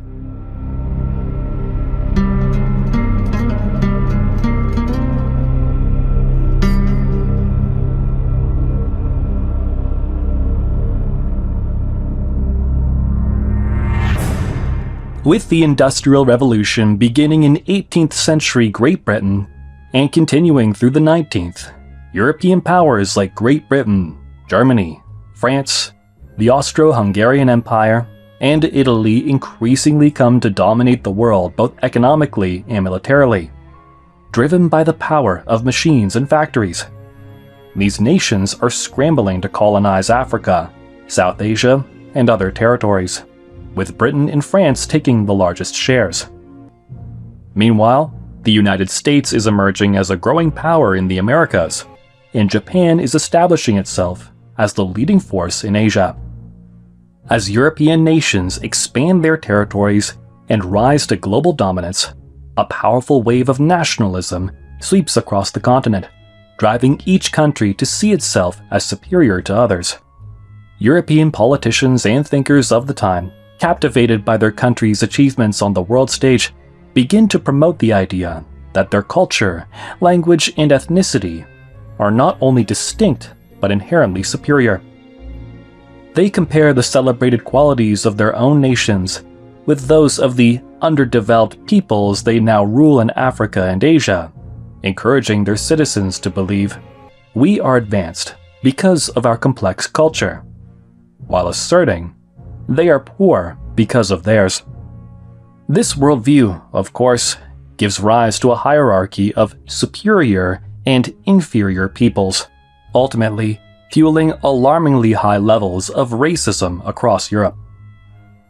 Within this context, Jews, already a minority in each European country, face renewed, escalating violence, including assaults, property destruction, looting, pogroms, and even outright massacres. During this period, the term anti-Semitism is coined in the 1870s to describe this systematic prejudice against Jews. Perhaps the most infamous case of the period is the Dreyfus Affair. In 1894, Alfred Dreyfus, a Jewish officer in the French army, is wrongfully convicted of treason. This case exposes the depth of anti-Semitism prejudice, revealing that if Jews are unsafe even in a society as liberal as France was considered at the time, they are indeed not safe anywhere in Europe. However, this surge of nationalism is not confined to European nations alone. Realizing that the threats against them are unlikely to cease, and can even worsen, many Jews come to a grim realization. They are not welcome in Europe, and might actually never be. Proud of their culture just as much as Europeans are of theirs, they too wish to preserve it. They understand that, to survive as a people, they must do something about it, giving rise to a nationalism of their own. Theodor Herzl, a prominent Jewish thinker of the time, thus proposes a bold solution in response to the escalating anti-Semitic violence. A Jewish state must be established. Jews must return to it, govern themselves, and finally live free from foreign oppression. Thus, Zionism is born. Named after Zion, after a hill in Jerusalem in Jewish tradition, the Zionist movement quickly turns its focus to Ottoman Palestine, viewing it as the biblical promised land, the land of the long-lost kingdom of Israel. To be clear, by the late 19th century, the Ottoman Empire, though still vast, lags significantly in industrialization compared to European powers, making it increasingly vulnerable to external threats. By the 1880s, Ottoman Palestine has a modest population of around 500,000, including 430,000 Muslims, 50,000 Arab Christians, and fewer than 20,000 Jews. With the rise of Hebrew Jewish nationalism, the Zionist movement sparks an initial wave of Jewish migration to Palestine. Between 1881 and 1903, Jews from Europe and Muslim countries like Yemen begin relocating to Ottoman Palestine in what becomes known as the First Aliyah, bringing the Jewish population to around 50,000. These Jewish migrants, who generally possess more disposable income than the local Arab peasantry, initially buy land from Arab landowners through non-profit organizations such as the Jewish National Fund, founded in 1901. However, as Palestine was quite poor by European standards, conducting business proved challenging, leading many Jewish newcomers to become disillusioned, with some even returning to Europe. Notably, among the earliest Jewish settlers was also Eliezer ben Yehuda, a linguist and Zionist from modern-day Belarus, who arrived in Palestine during the First Aliyah with the goal of re-establishing Hebrew as the common language of the Jewish people. At this time, in fact, Jewish migrants to Palestine faced significant language barriers. Some spoke Yiddish, a blend of German and Hebrew. Others spoke Slavic or Romance languages, while those incoming from Muslim-majority countries primarily spoke various forms of Judeo-Arabic. Ben Yehuda and other Zionist pioneers, recognizing the need for a shared language, advocated for Hebrew to be revived and to be used in schools. They published newspapers, literature, and educational materials in Hebrew, promoting it as the primary language for instruction in daily life for Jews. For the past 2 millennia, Hebrew had been mostly confined to religious study and prayer within Judaism. To revive it as a modern language, however, Ben Yehuda and other experts developed new vocabulary to address contemporary concepts, transforming it into a functional spoken language.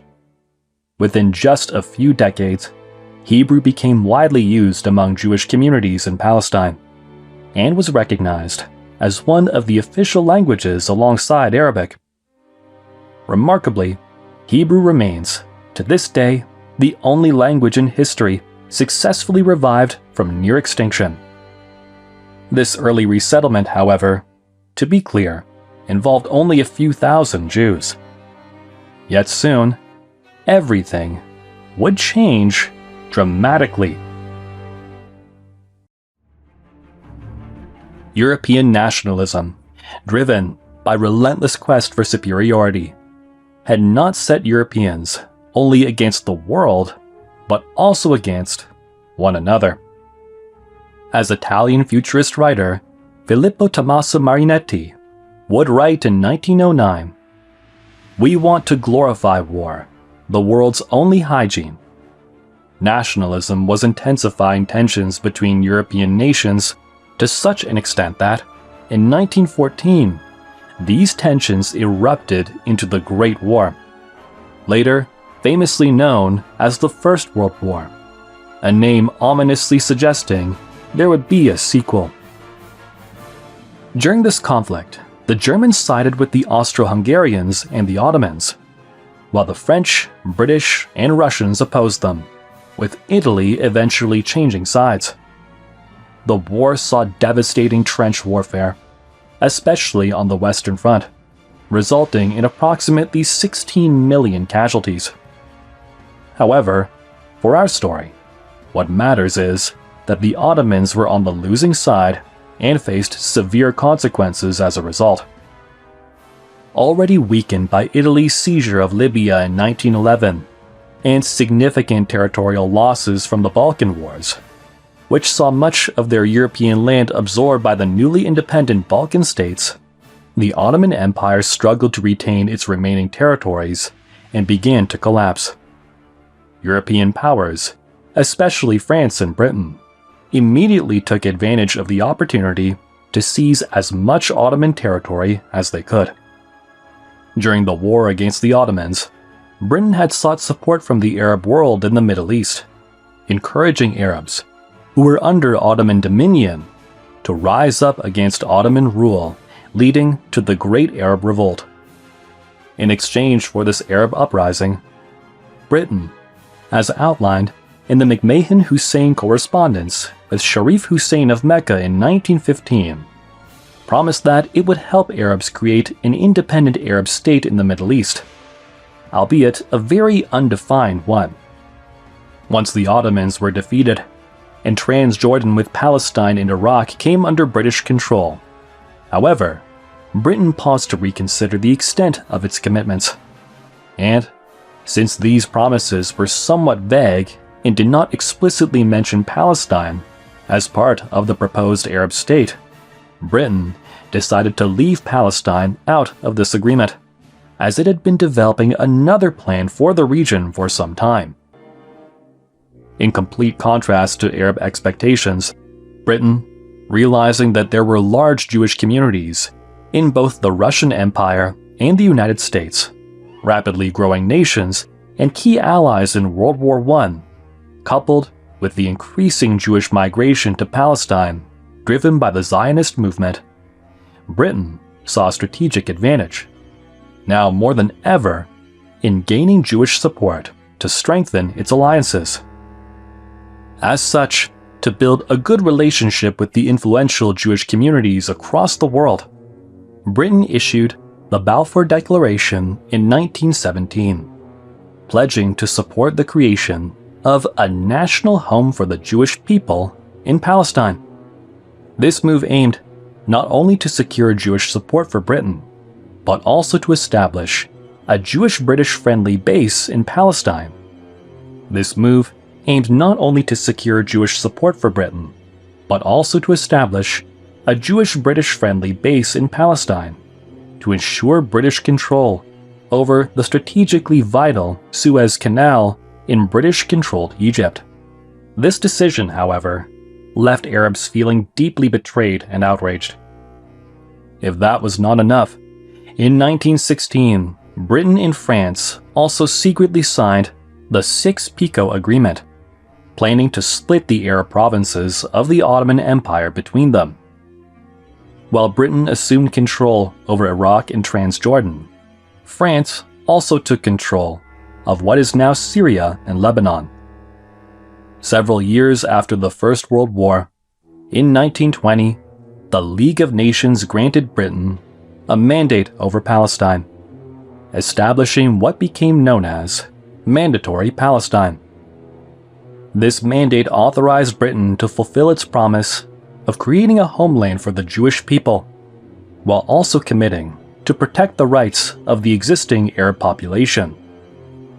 In 1922, Britain separated Transjordan from Palestine, creating the Emirate of Transjordan, and declaring it exempt from the issue of Jewish resettlement. In British-controlled Palestine, both Zionist Jews and Muslim and Christian Arabs were referred to as Palestinians. They held British passports, and the region officially recognized 3 languages: English, Arabic, and Hebrew. This period, marked by British support for the Zionist cause, saw a significant rise in Jewish immigration to Palestine, a development Arab Palestinians viewed as a betrayal of earlier promises. Tensions quickly escalated. In 1920, the Nabi Musa riots erupted, involving violent clashes between Arab and Jewish civilians. The violence resulted in the deaths of 5 Jews and 4 Arabs, with 200 Jews and 20 Arabs injured. The following year, the Jaffa riots broke out, leading to roughly 50 Arab and 50 Jewish fatalities, along with hundreds more wounded. Concerned that rising tensions might spiral out of control, since Jewish immigration was at the heart of the unrest, Britain issued the Churchill White Paper in 1922. This policy aimed to limit Jewish immigration and land purchases while stopping short of banning them entirely. However, this compromise angered both Arab Palestinians and Jewish organizations like the Jewish Agency and the World Zionist Organization. As Britain enforced restrictions, Zionist leaders, such as David Ben-Gurion, called for negotiations, but these efforts yielded little progress. In response, Jewish groups began organizing illegal immigration efforts, known as Aliyah Bet, to bring Jewish refugees into Palestine in defiance of British quotas. By 1936, Arab fears of losing their land and becoming a suppressed majority in Palestine led to widespread strikes and protests. This unrest soon escalated into armed attacks on Jewish settlements and British infrastructure.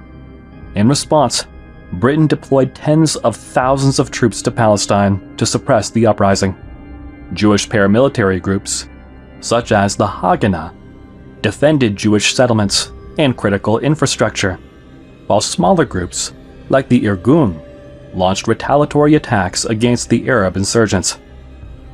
In an effort to appease both sides, Britain formed the Peel Commission in 1937, which proposed, for the first time, partitioning Palestine into a Jewish state, an Arab state, and an international zone stretching from Jerusalem to Jaffa. While Jewish leaders debated the proposal and largely accepted it, Arab leaders rejected it outright, leading to further protests or even considering the partition.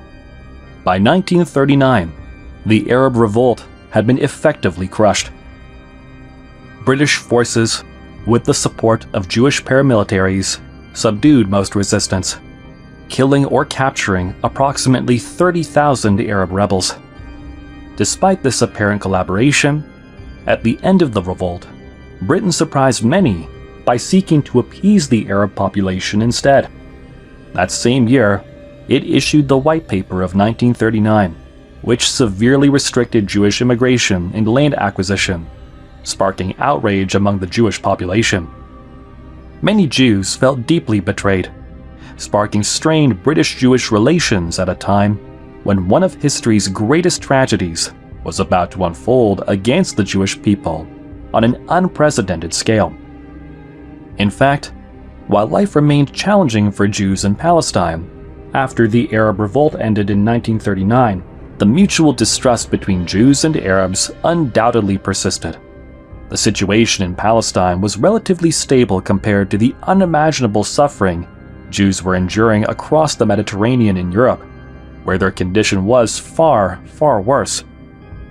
Since the early 1930s, as many of you may already know, events in Europe had been unfolding in ways that would ultimately lead to horrors beyond imagination. At the end of the First World War, there were winners and there were losers. Among the winners was Italy. Initially aligned with Germany and the Austro-Hungarian Empire, Italy was persuaded to switch sides in 1915 by the Secret Treaty of London. In this treaty, France and Britain promised Italian territories, such as Tyrol, parts of Dalmatia, and the city of Fiume, in exchange for joining the Allies. Italy ultimately took the gamble, betting on these promises to secure its national ambitions. At the Treaty of Versailles in 1919, the victorious nations convened to discuss the fate of the defeated powers.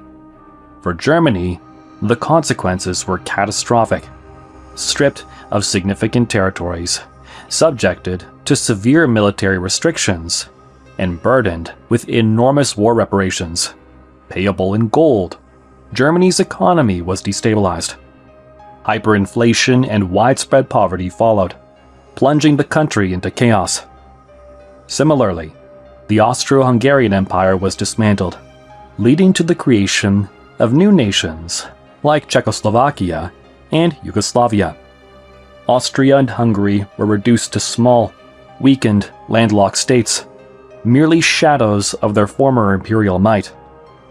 For Italy, being on the side of the winners did not yield the rewards it had anticipated.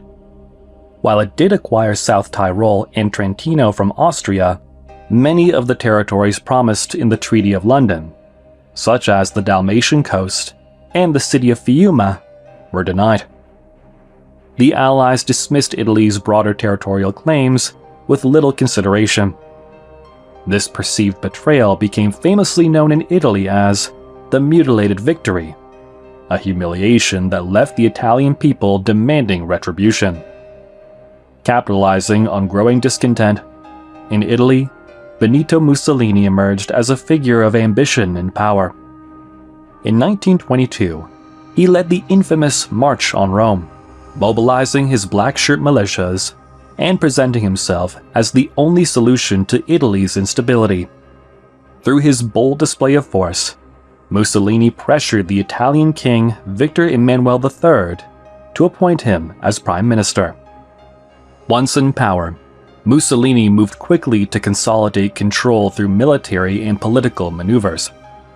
Rallying the people with his motto, "Believe, obey, fight," he styled himself as Il Duce, promising to restore Italy's greatness by forging a strong, centralized state, revitalizing the economy, and reclaiming Italy's place as a dominant world power. Under Mussolini's regime, opposition parties were banned, press freedoms dismantled, and secret police infiltrated every aspect of public and private life. The government took control of education, indoctrinating the youth with propaganda glorifying the state and Mussolini as its savior. Workers were organized into corporatist unions dominated by the regime, while vast public works projects and militarization campaigns instilled national pride and prepared Italy for global conquest under the vision of a new Roman Empire.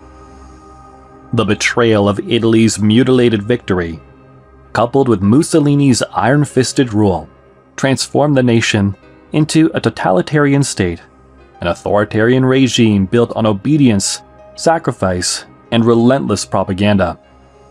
During Mussolini's rule, Italy sought to expand its empire by invading Ethiopia in 1935.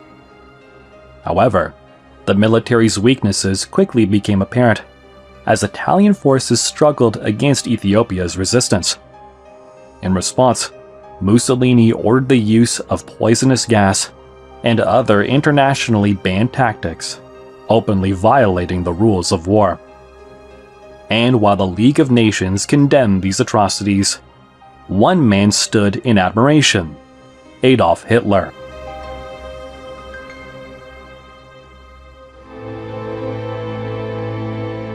Born in the Austro-Hungarian Empire, Adolf Hitler fled to Germany as a young adult to avoid arrest for evading the military draft.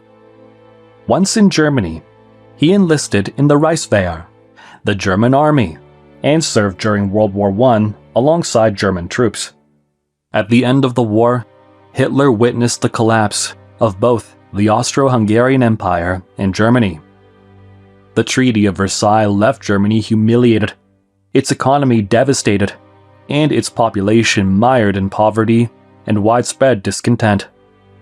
This national humiliation stoked demands for revenge and created fertile ground for radical political movements.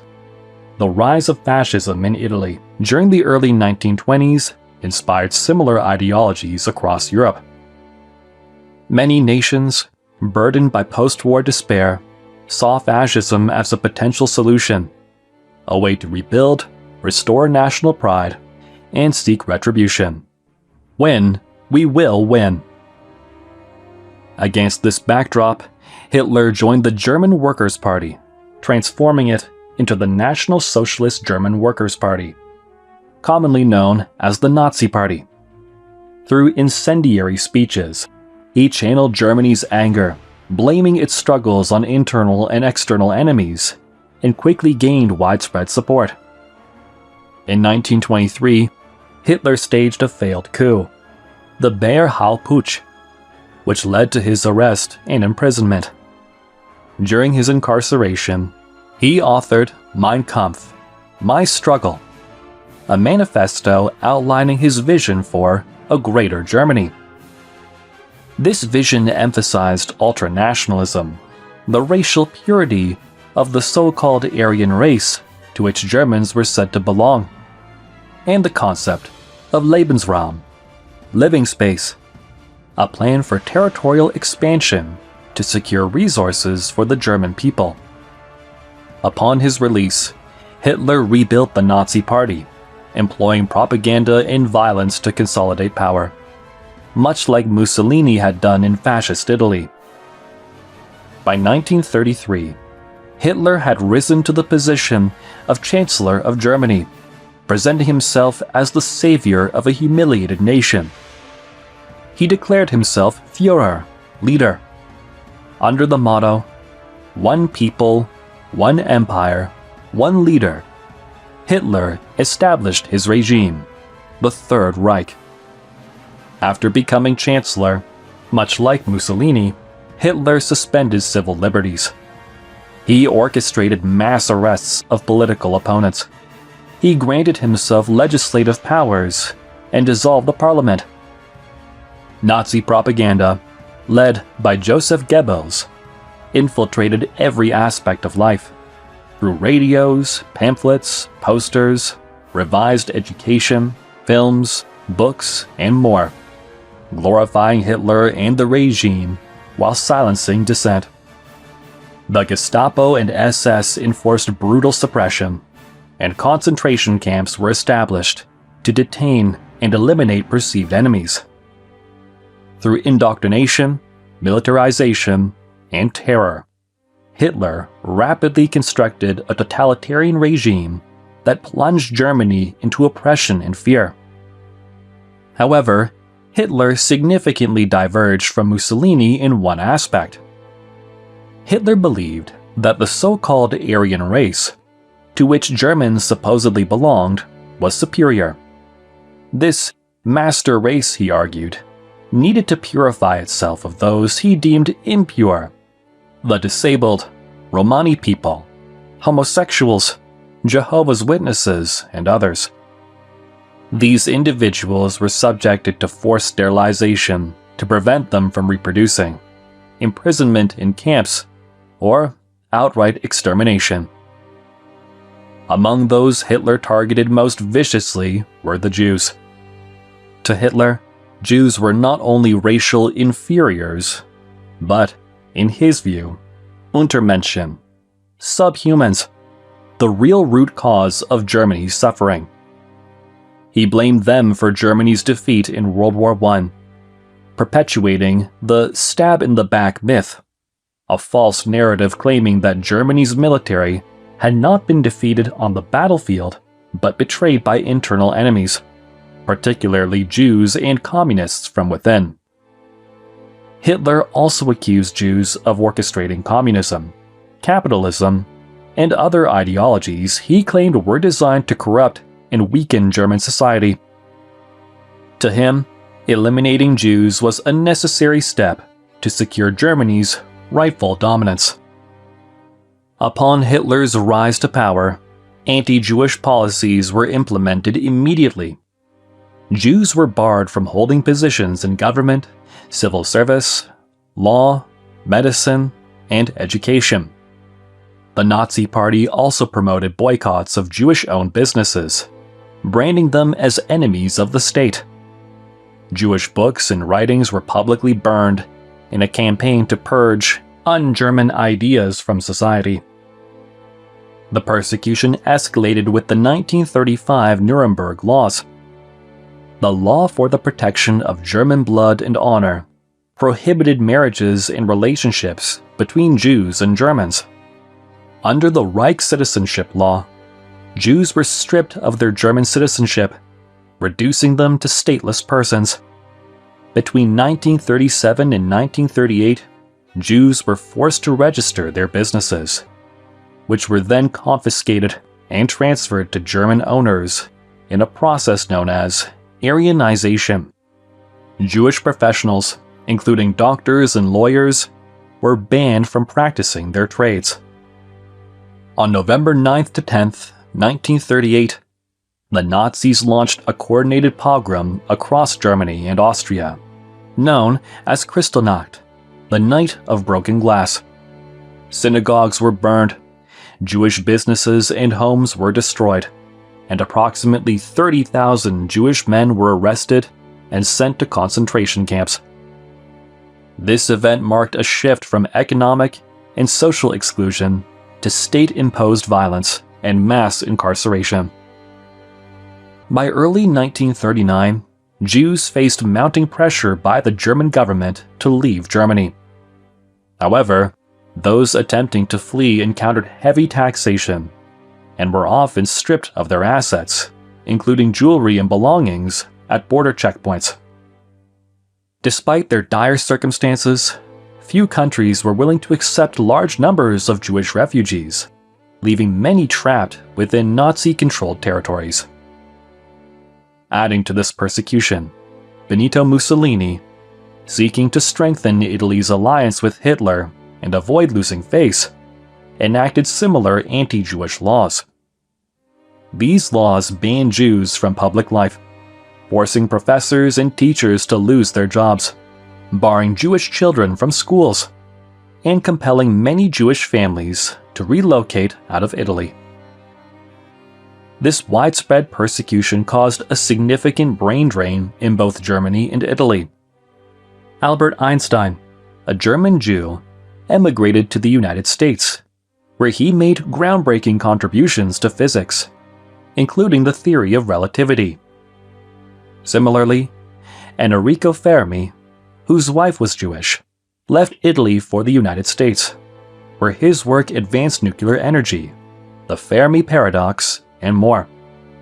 The horrible condition of Jews worsened enormously when Britain passed the 1939 White Paper, as we have previously discovered, severely restricting Jewish migration to Palestine in an effort to appease the Arab population, which, during the Great Arab Revolt, possibly received support from both Fascist Italy and Nazi Germany. Trapped in Nazi Germany, Jews found themselves with few options for escape. In response, Jewish paramilitary groups in Palestine, like the Irgun, the Haganah, and Lehi, resorted to acts of terrorism, including bombings, assassinations of British officials, and attacks on British infrastructure, such as railways, harbors, and military installations. Their goal was to pressure Britain to reopen Palestine's borders, while appealing to allied nations for support. But to no avail, nobody was listening. On September 1st, 1939, Germany invaded Poland, marking the beginning of World War II.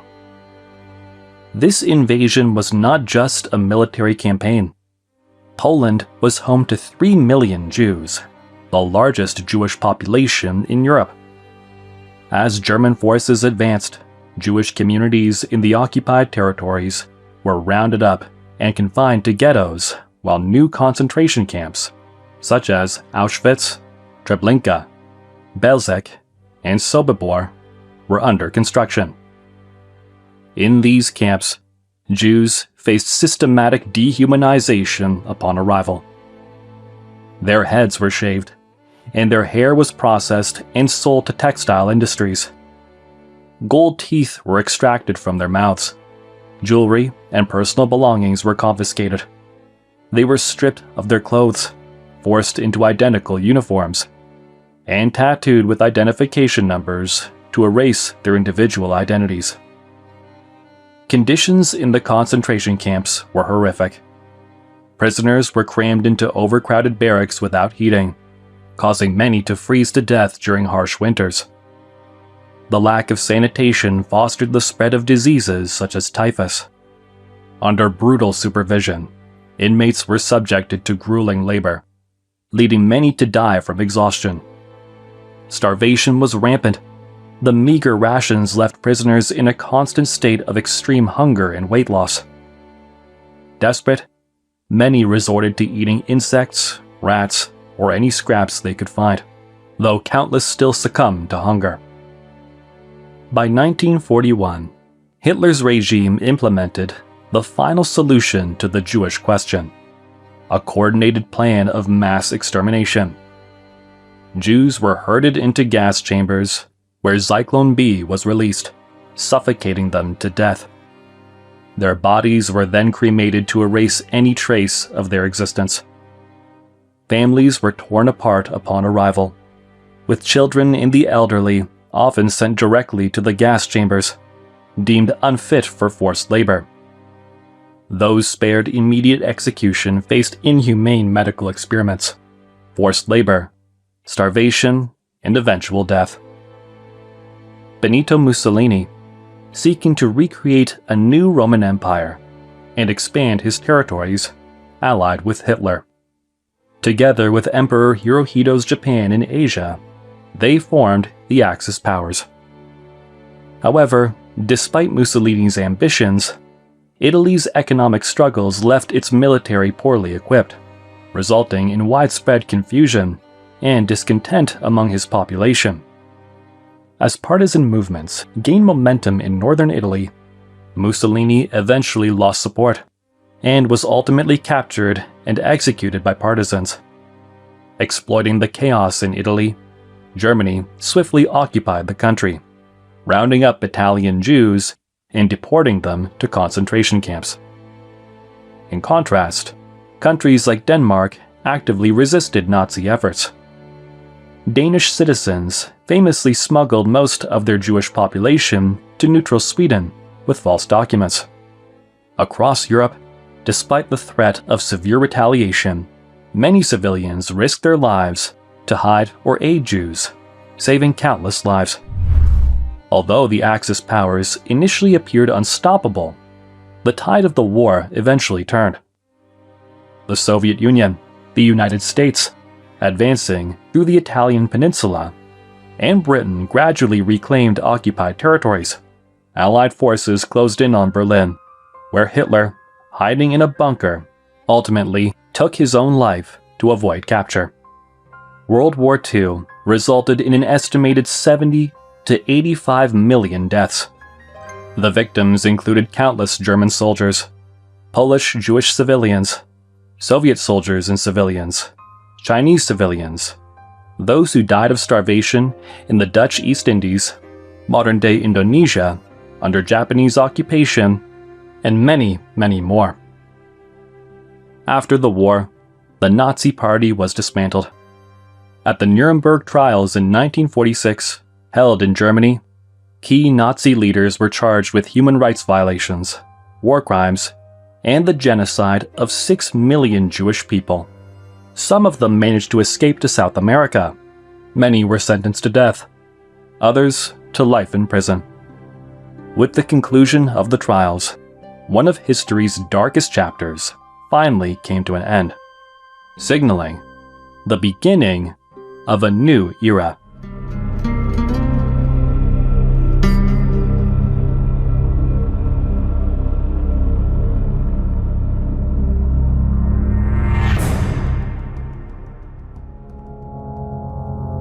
At the Nuremberg trials, the discovery of the concentration camps, the systematic killing of millions of Jews within them, and the inhumane methods used to carry out these atrocities left the entire world in shock, with Europeans overwhelmed by both horror and, especially in Germany, profound shame. This situation prompted Europeans to reflect. Anti-Semitism had been normalized across these countries for nearly 2,000 years. Yet, they had never imagined it could escalate to the horrific levels it eventually did.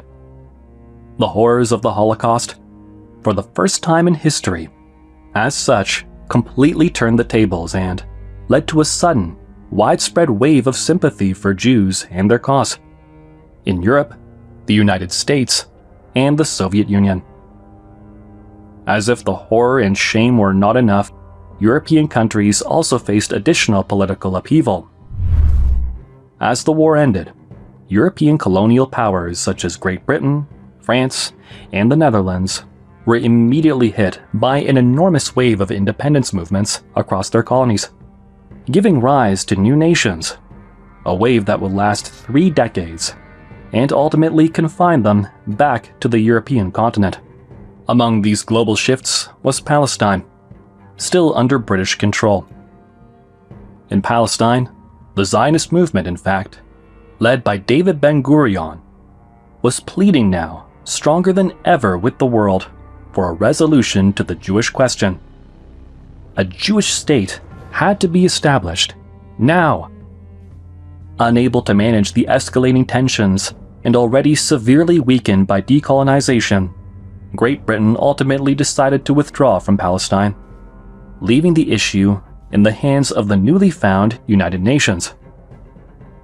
In 1947, after careful consideration of how to satisfy both parties, the United Nations proposed a partition of Palestine into a Jewish and an Arab state. Jerusalem, known to be a holy city for all 3 Abrahamic religions, Judaism, Christianity, and Islam, was not granted to either side, but designated as an international city to prevent massive unrest. The Jewish leadership eagerly accepted the plan. However, Arab leaders rejected it, fearing the establishment of another state on what they considered their own land. On May 14, 1948, with the expiration of the British Mandate of Palestine, emphasizing the historical connection of Jews to the land, and the necessity of a homeland for the Jewish people, especially in light of the Holocaust, David Ben-Gurion declared the establishment of the State of Israel. An alliance of Arab states, Egypt, Jordan, Iraq, Yemen, Saudi Arabia, Lebanon, and Syria, joined Palestinian forces the very next day, May 15, 1948, launching an immediate attack on the small state of Israel, aiming to prevent its formation and erase its presence from the map. After 9 months of war, however, the Arab coalition, divided by differing political interests, was, against all odds, defeated. Israel successfully established itself nonetheless, conquering more land than it had been granted under the United Nations Partition Plan, including Western Jerusalem, Galilee, and parts of the Negev Desert, resulting in the displacement of 750,000 Palestinians, a refugee crisis known as the Nakba. At the end of this conflict, Jordan annexed the Palestinian West Bank, and Egypt took control of the Palestinian Gaza Strip, claiming their actions were intended to prevent further Israeli expansion into Palestinian territory. However, in practice, both countries seized these Palestinian lands for themselves, prioritizing their territorial ambitions over Palestinian self-determination, which caused outrage among Palestinians. Moreover, Palestinian refugees in many Arab states were denied citizenship and access to resources to preserve the Palestinian issue as a political weapon against Israel. If that were not enough, Egypt also then imposed a blockade on the Straits of Tiran, cutting off imports and exports to and from the Israeli port of Eilat in the Gulf of Aqaba, dealing a massive blow to the Israeli economy. In 1950, the Israeli Law of Return granted Jews from all over the world the opportunity to immigrate to Israel and obtain Israeli citizenship, leading to mass immigration, particularly from Europe and Muslim-majority countries. With the reparations agreement with West Germany in 1952, which provided financial support to Holocaust survivors, and thanks to remittances from Jews in the United States, Europe, and the Soviet Union, Israel also rapidly gained momentum as a developing country in the Middle East. In 1956, Egypt nationalized the Suez Canal, alarming the United Kingdom and France, as the canal was a critical waterway for European interests. At the same time, Egypt also, again, imposed a blockade on the Straits of Tiran, cutting off Israel's access to the Red Sea and its port at Eilat. This dual crisis led to an alliance between the United Kingdom, France, and Israel, resulting in a coordinated military campaign against Egypt. Israel invaded Egypt, seizing the Gaza Strip and the Sinai Peninsula, while France and the UK attempted to take control of the Suez Canal. However, international pressure from the United States and the Soviet Union forced all three nations to withdraw. By the following year, Israel returned the Sinai Peninsula and the Gaza Strip to Egypt, and Egypt reimposed the blockade on the Straits of Tiran, infuriating Israel. In the 1960s, although not officially acknowledged, an Israeli nuclear facility located in the Negev Desert, about 13 kilometers, 8 miles southeast of the city of Dimona, known as the Shimon Peres Negev Nuclear Research Center, was suspected of developing nuclear weapons. Israel had neither confirmed nor denied these allegations, but estimates suggest the country may have produced between 80 and 400 nuclear weapons to date to ensure the state's security against its neighbors. In 1967, escalating tensions between Israel and Egypt, particularly over the blockade of the Straits of Tiran, led Israel to perceive an imminent attack. Egypt had mobilized troops in the Sinai Peninsula and demanded the withdrawal of UN peacekeepers, further increasing Israeli fears. On June 5, 1967, Israel launched a preemptive strike, initiating the Six-Day War. Within hours, Israel destroyed the Egyptian Air Force and seized the Gaza Strip and the Sinai Peninsula once again. On the same day, Jordan entered the war but was swiftly defeated, resulting in Israel's capture of the West Bank and East Jerusalem.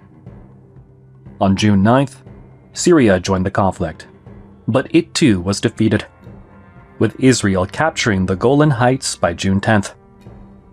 In just 6 days, Israel solidified its position as the dominant military power in the region. 3 years of war of attrition ensued between Israel and Egypt along the Suez Canal border. In 1972, during the Munich Olympic Games in Germany, a terrorist attack carried out by the Palestinian group Black September resulted in the death of 11 Israeli athletes, drawing global attention to the Palestinian cause. In 1973, unable to recover their lands from Israel, Egypt and Syria launched a surprise attack during Yom Kippur, one of the holiest days in Israel. Egypt sought to regain the Sinai Peninsula and the Gaza Strip, while Syria aimed to recover the Golan Heights. The initial stages of the war appeared to favor the Arab forces, but the conflict ultimately ended, again, in an Israeli victory, albeit a costly one this time. The Yom Kippur War for the first time exposed Israeli vulnerabilities, and ultimately led to the Camp David Accords of 1978, brokered by the United States. These negotiations resulted in the first Arab-Israeli peace treaty between Egypt and Israel. As part of the agreement, Israel committed to returning the Sinai Peninsula to Egypt by 1982. In exchange, Egypt became the first Arab and Muslim-majority country to formally recognize Israel. This marked a significant political shift in the region, as Egypt distanced itself from other Arab nations, which made Palestinians begin feeling abandoned and marginalized.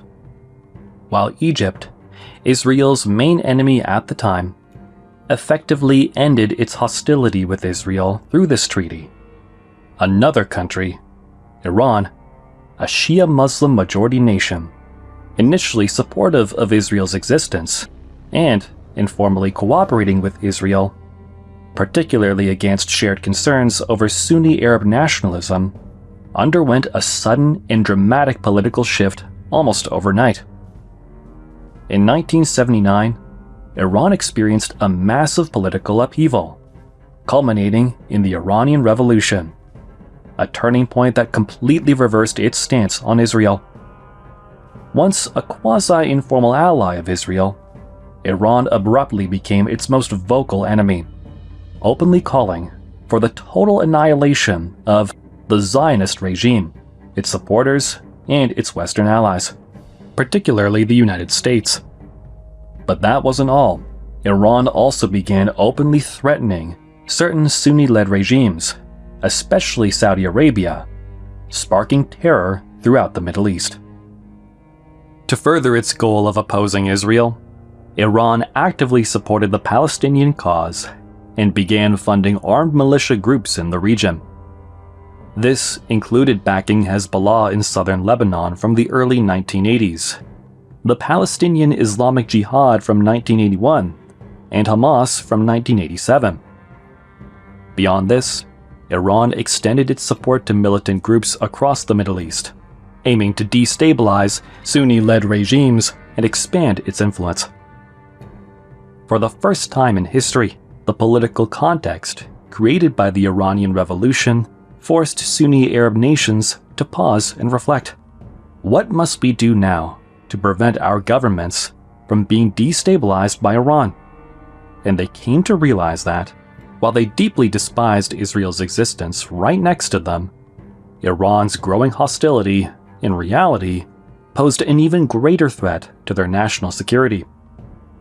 Although Israel remained their primary target of animosity, of course, Iran's actions gradually led some Arab nations to reconsider their stance in ways that would have been unthinkable just a few years earlier. In a pragmatic shift, Arab nations began to view Israel less as an enemy and increasingly as a potential strategic partner against Iran. The Iranian Revolution, therefore, pushed Sunni Arab nations toward a previously unimaginable and highly unlikely position: cooperation with Israel and its allies, the United States and the broader West, against Iran and its military proxies. As a result of this political realignment, the urgency to resolve the Palestinian issue, the cause that had once united much of the Arab world against Israel, steadily diminished as a priority for many Arab nations. The Palestinian cause was being forgotten.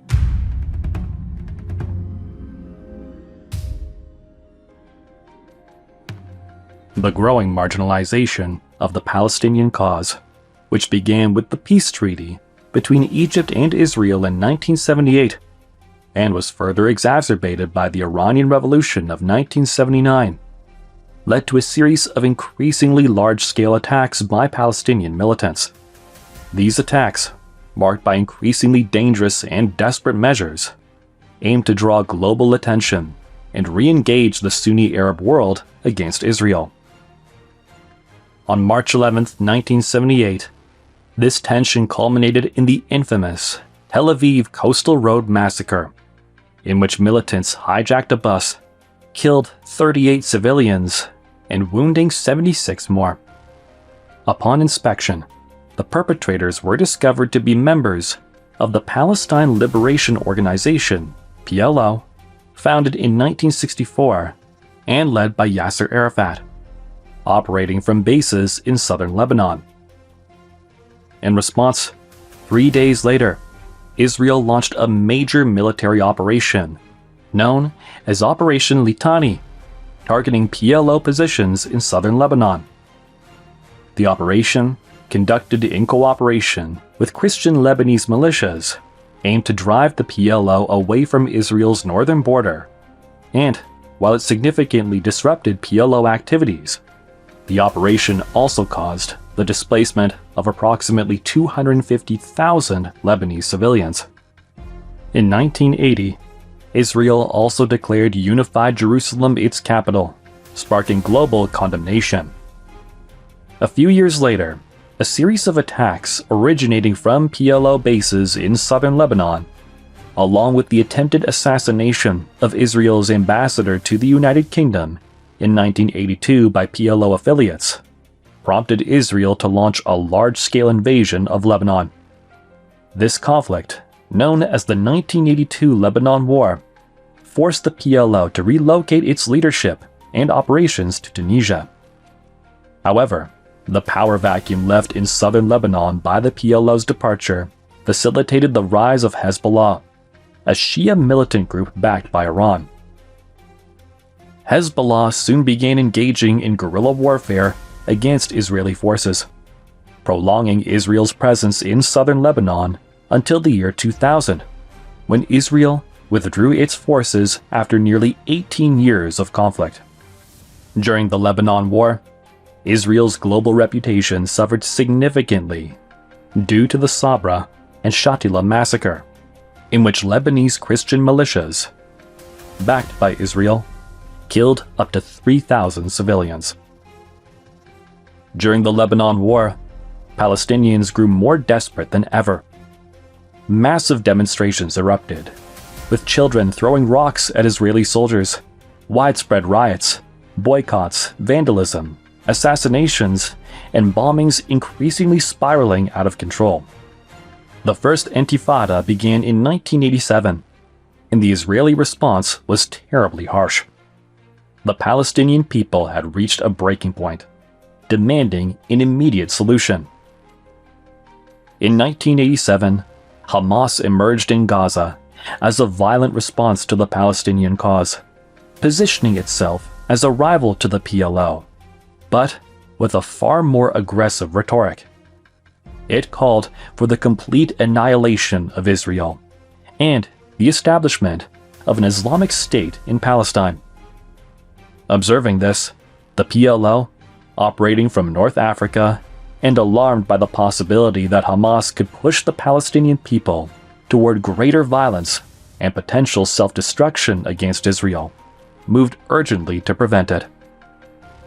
Desperate to maintain its influence and find a peaceful alternative before it was too late, the PLO pursued a diplomatic solution. In 1988, Yasser Arafat officially declared the establishment of the State of Palestine from Algiers, Algeria, a move swiftly recognized by over 100 countries. While the First Intifada was raging, and the PLO and Hamas represented the two possibilities on how to address the Israeli-Palestinian conflict, either with diplomacy or violence, the United States managed to bring Israel and the Arab states together at the Madrid Conference in Spain in 1991. This historic meeting paved the way for the Oslo Accords in 1993, where a long-awaited diplomatic breakthrough was finally achieved. A two-state solution, an Israeli and a Palestinian state. Negotiated secretly between Israel and the PLO, the accords led to the creation of the Palestinian Authority, PA, the State of Palestine, with governance over territories in the Gaza Strip and parts of the West Bank. The PLO formally recognized Israel, and Israel, in turn, recognized the PLO as the legitimate representative of the Palestinian people. The West Bank, though, to be clear, was not entirely given under Palestinian control. The Oslo Accords, in fact, divided the territory into 3 administrative zones. Area A, under full Palestinian civil and security control, including major cities like Ramallah and Nablus. Area B, under Palestinian civil control, but shared Israeli-Palestinian security oversight. Area C, under full Israeli control, encompassing settlements, military zones, and much of the rural West Bank. To move between these zones, Palestinians often required permits, faced restrictions at military checkpoints, and encountered delays due to Israeli security measures. This fragmented system limited Palestinian autonomy and created significant logistical and economic challenges for daily life. This system made daily life in the West Bank deeply frustrating for Palestinians. Some segments of the Israeli population were not happy either.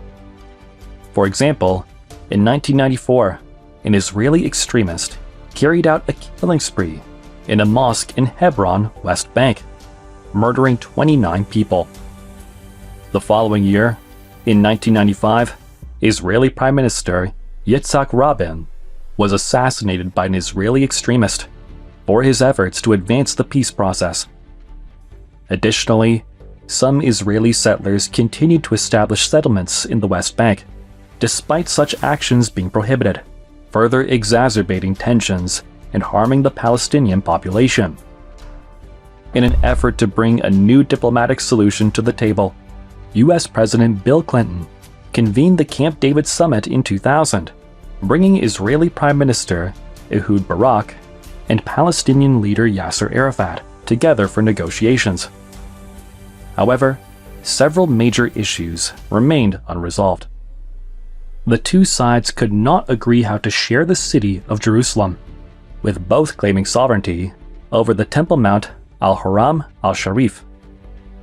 Israel rejected the right of return for millions of Palestinian refugees, but proposed limited reparation, which Palestinians deemed insufficient. Israel refused to fully return to the 1967 borders, instead proposing land swaps to annex major West Bank settlements. Additionally, while Arafat publicly discouraged violence during the talks, sporadic Palestinian attacks continued, and Israel responded with military force, further eroding trust between the two sides. The talks ultimately failed, with both leaders blaming each other for the collapse, leaving Palestinians and Israelis disillusioned about the prospect of peace.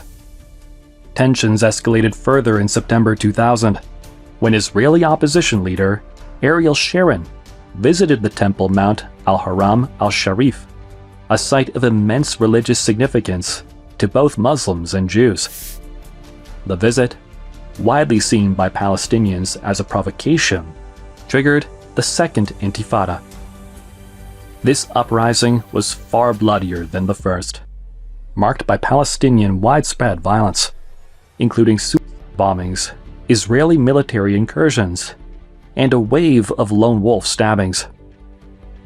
March and April 2002 especially saw a dramatic surge in attacks by Palestinian militants, including Hamas, Islamic Jihad, and the Al-Aqsa Martyrs Brigades.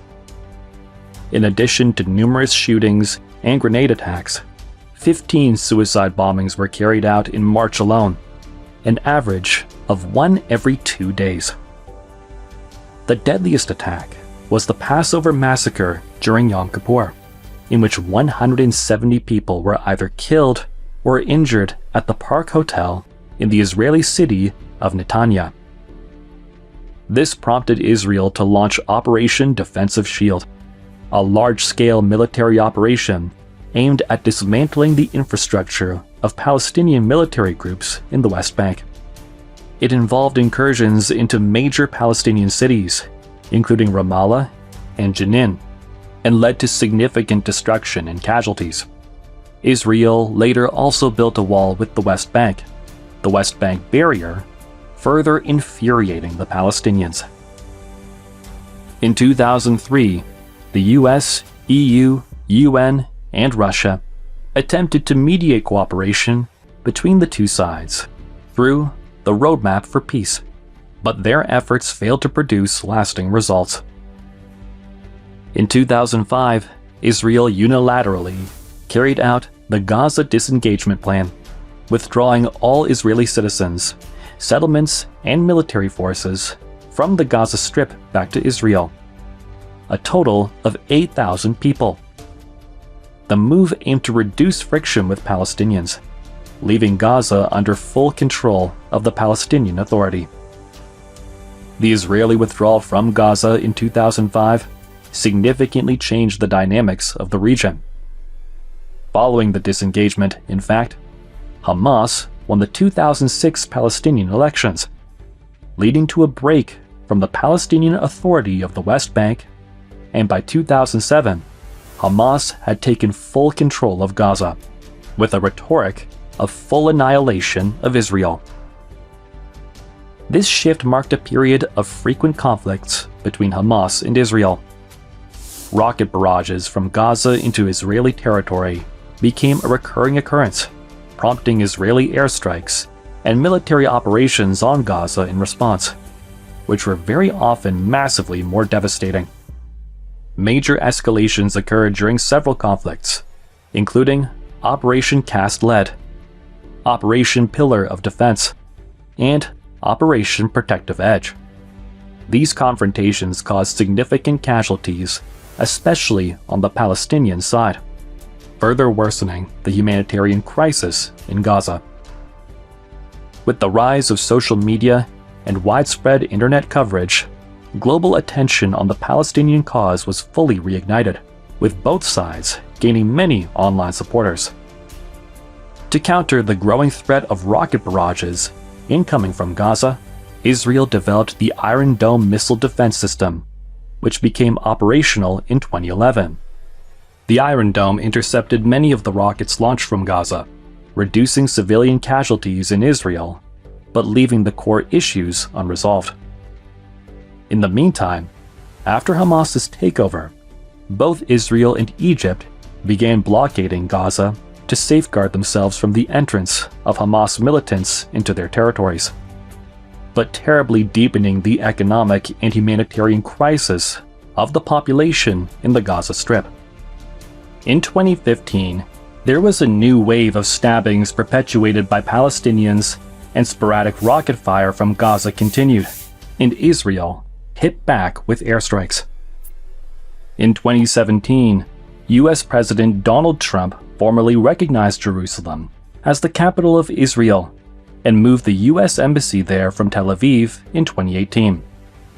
In 2018, thousands of Palestinians also participated in the Great March of Return, a series of protests near the Gaza-Israel border, which demanded an end to the blockade imposed by Israel and Egypt.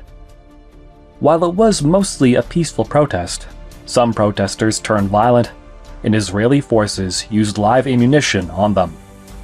Between 2019 and 2020, Israel experienced a period of political turmoil marked by 3 inconclusive elections, reflecting deep divisions within the country. A key point of contention was how to address the Palestinian issue. Many Israelis supported a more conciliatory approach, advocating for a peaceful resolution to the conflict, while others, led by Benjamin Netanyahu, favored a harder stance, an iron fist on Palestinian attacks. Netanyahu, who dominated Israeli politics for nearly 17 years, pursued politics that emphasized security, settlement expansion, and a strong military response to Palestinian actions. His approach was polarizing, garnering support from those prioritizing security but drawing criticism for exacerbating tensions and undermining prospects for peace. In 2020, during the COVID-19 pandemic, moreover, through a series of US brokered agreements known as the Abraham Accords, Israel further continued to normalize its relations with several Sunni Arab countries, including the United Arab Emirates. Bahrain formally signed the Abraham Accords, establishing full diplomatic ties with Israel, driven by shared security concerns over Iran and opportunities for economic cooperation, particularly in technology, trade, and tourism. Sudan agreed to normalize ties in exchange for its removal from the US list of state sponsors of terrorism, a key step in reintegrating into the global economy. Morocco followed suit, normalizing relations in return for US recognition of its claim over Western Sahara. Saudi Arabia, while not a formal signatory of the Abraham Accords, has shown growing openness toward Israel, driven by shared interests in countering Iranian influence and exploring economic diversification beyond oil exports, particularly under the Vision 2030 initiative, led by Crown Prince Mohammed bin Salman. Although full normalization has not yet occurred, Saudi Arabia has taken incremental steps, including allowing Israeli flights to pass through its airspace. The Abrahamic Accords and the evolving ties between Arab states and Israel marked a shift in regional priorities. Economic and security concerns among Arab states have increasingly taken precedence over the Palestinian issue, with the Palestinian cause gradually being sidelined in favor of broader national interests. Between 2021 and 2022, Israeli politics remained turbulent, with repeated elections and political instability. In the meantime, tensions escalated dramatically, marked by ongoing violence in Jerusalem, Israeli military incursions into the West Bank in response to attacks, and missile barrages from Gaza.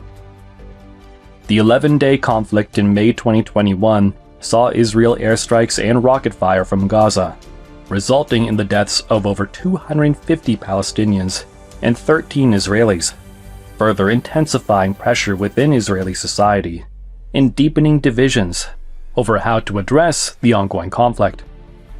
Lastly, towards the end of 2023 and now into 2024, as per the writing of this video, as many of you may know, violence in the West Bank intensified, culminating in a surprise and unprecedented attack from Gaza on the holiday of Yom Kippur, the holiest day in the Jewish calendar.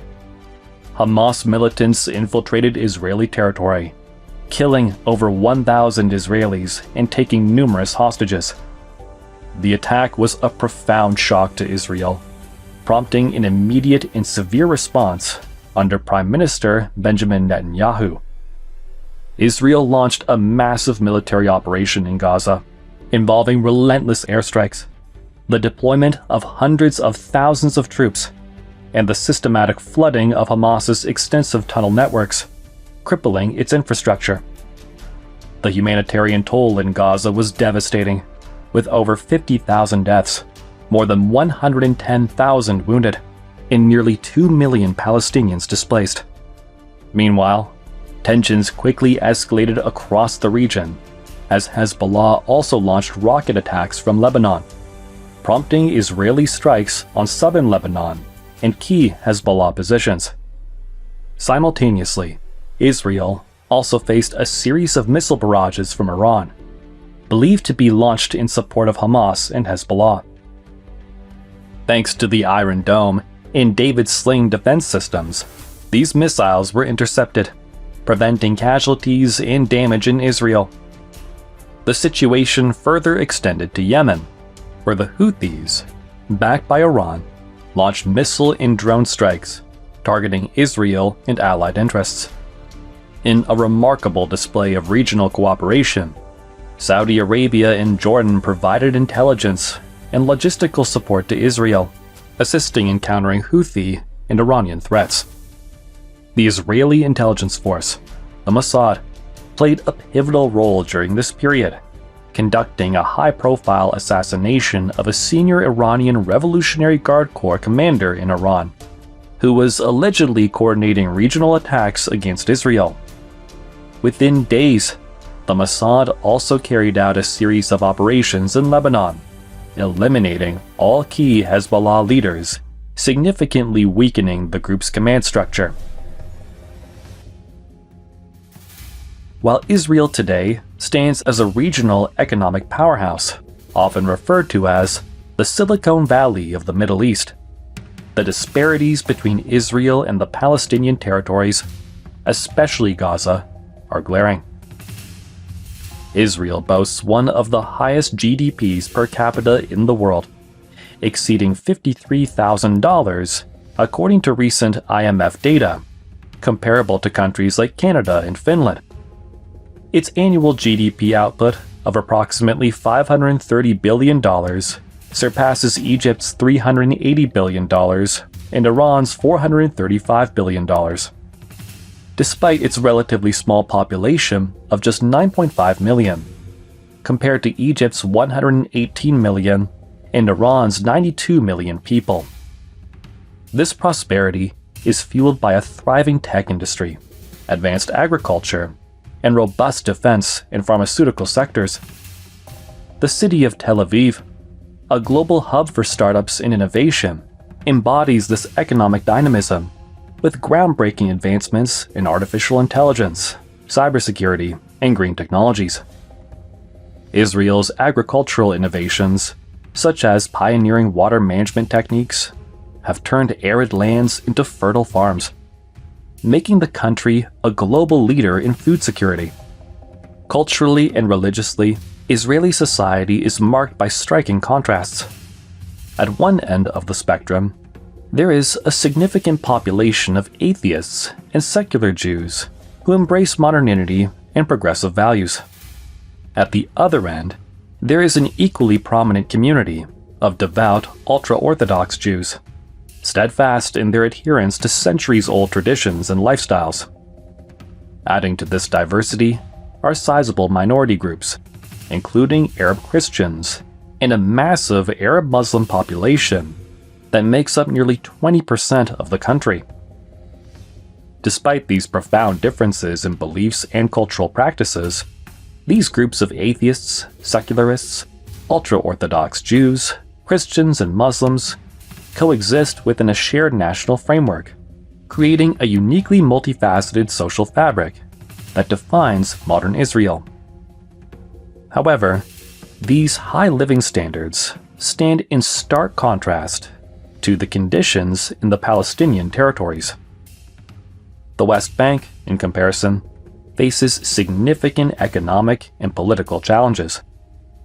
Its economy is constrained by partial Israeli military control, the expansion of Israeli settlements, and restricted access to land and resources. These limitations hinder growth, leaving the West Bank heavily reliant on international aid and remittances, which account for approximately 15% of its GDP. The GDP per capita in the West Bank is around $5,000 a year, nearly one-tenth of Israel's, placing it on par with countries like Indonesia, $4,980, and actually higher than Egypt, $3,540, and nearby Jordan, $4,680. Unemployment hovers around 14 to 15%, and nearly 20% of the population lives below the poverty line. Infrastructure development is uneven, and many rural areas lacking access to reliable water, electricity, and healthcare services. Tensions between Israeli settlers and Palestinian communities frequently disrupt daily life, creating a precarious political and social environment. Gaza, by contrast, endures a humanitarian crisis of catastrophic proportions, even before the events of 2023. It is one of the most densely populated areas in the world, with 2.3 million residents confined to just 360 square kilometers, or 141 square miles. Historically high fertility rates, once as high as 8.3 children per woman in 1991, have declined but remain among the highest globally, leaving Gaza with an exceptionally young population in a median age of just 18, comparable to African countries like Burkina Faso or Tanzania. The GDP per capita in Gaza is shockingly low, at just $1,100, comparable to African countries like Uganda and Southern Sudan. Over 75% of Gaza's population relies on humanitarian aid, with unemployment soaring to 45%. Food insecurity affects 72% of households, and access to essential services like clean water and electricity is severely limited. Only 25% of households have running water daily, and the majority rely on unsafe water sources. This has led to widespread health issues, with nearly half of Gaza's children suffering from nitrate poisoning caused by water contamination. Before we end this video, it's important to address something that may feel difficult or even uncomfortably sad to accept. During the Bronze Age collapse, as we explored at the beginning of this documentary, the Israelites, Phoenicians, and other Semitic peoples emerged from the fragmentation of Canaanite culture. Centuries later, when the Israelites and Judahites were expelled from Judea by the Romans after the Bar Kokhba revolt in 135 CE, their land was renamed Palestine, in reference to their ancient rivals, the Philistines.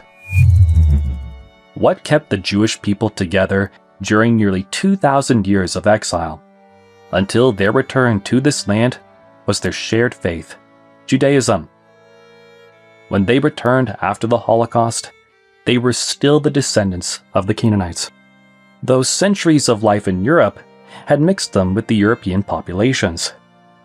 This unique journey gave rise to the Israelis of today.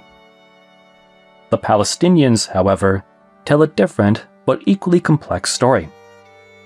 Although the name Palestinian comes from the Philistines, a long-extinct Aegean Greek people, only a small number of modern Palestinians, particularly in the Gaza Strip, may retain traces of Greek heritage. Instead, Palestinians predominantly represent the Semitic peoples who remained in the land after the Bar Kokhba revolt of 135 AD. These people represent those who were not forced out by the Romans. Some of these Palestinians were Jews, while others were pagans. As such, the name Palestinian can be misleading, as the true ancestry of modern Palestinians is not Aegean Greek, but it includes Phoenicians, Edomites, Ammonites, and, paradoxically, possibly many Israelites.